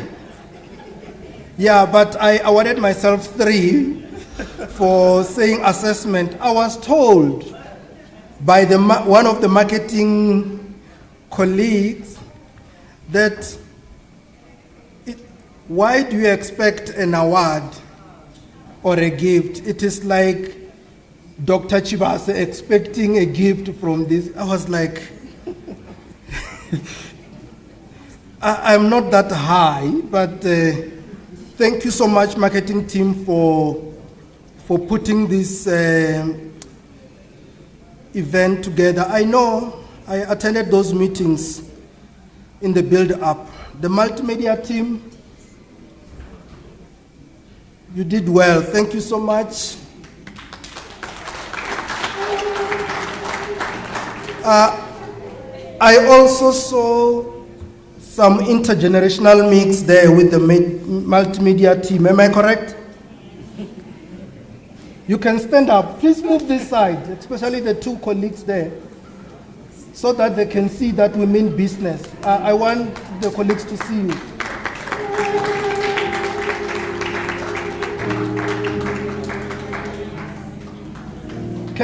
Can you see that we are moving from theory to practice? Thank you so much. Photographers, the band,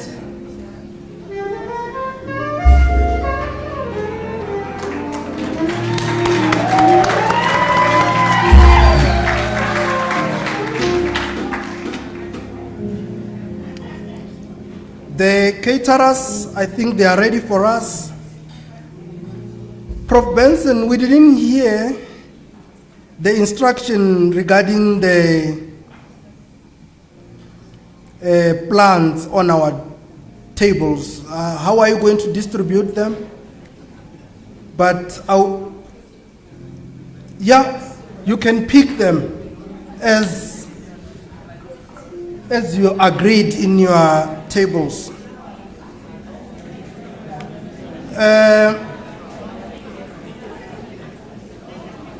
The College of Law, CAIS, and CSET we would like to thank you so much for hosting this event. Baie dankie, Prof. Benson. Baie dankie, Prof. Van Staden. Baie dankie vir al die vergaderings. It's not only Dr. Chibase who works over the weekend. Even that team worked over the weekend, many weekends in the build-up to this ceremony. We will announce the new hosting colleges in our main event in December. So please, for those who had acquired new clothes for this event, wait until December so that we can celebrate together. Thank you so much.